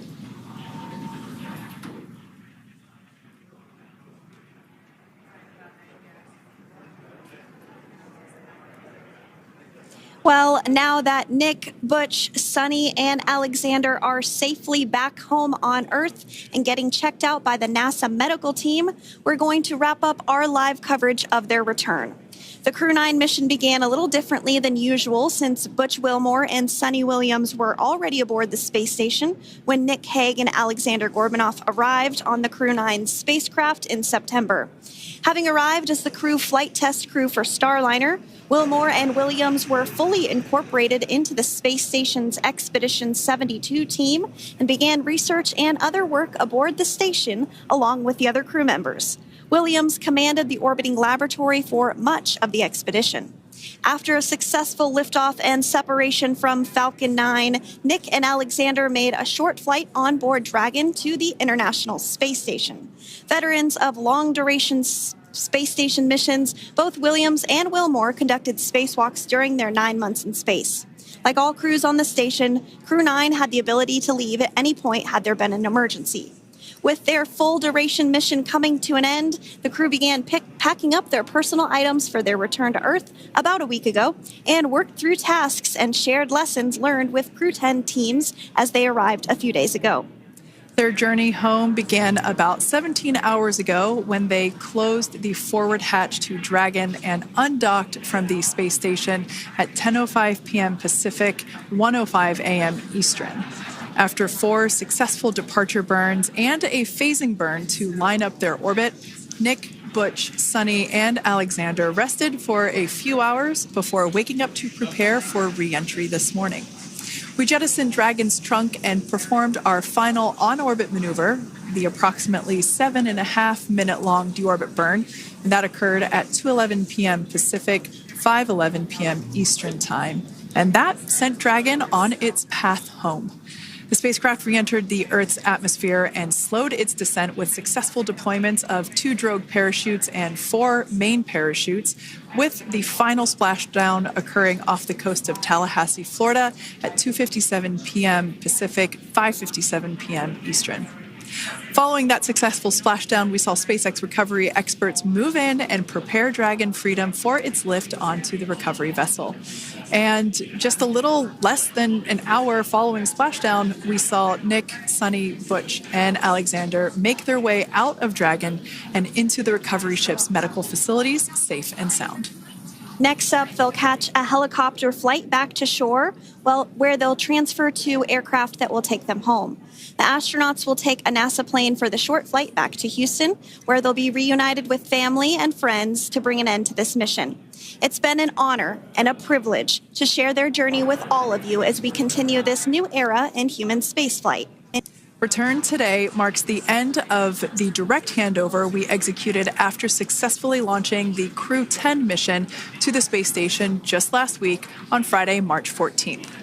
Thank you, as always, for joining us for tonight's coverage of the splashdown of Crew 9.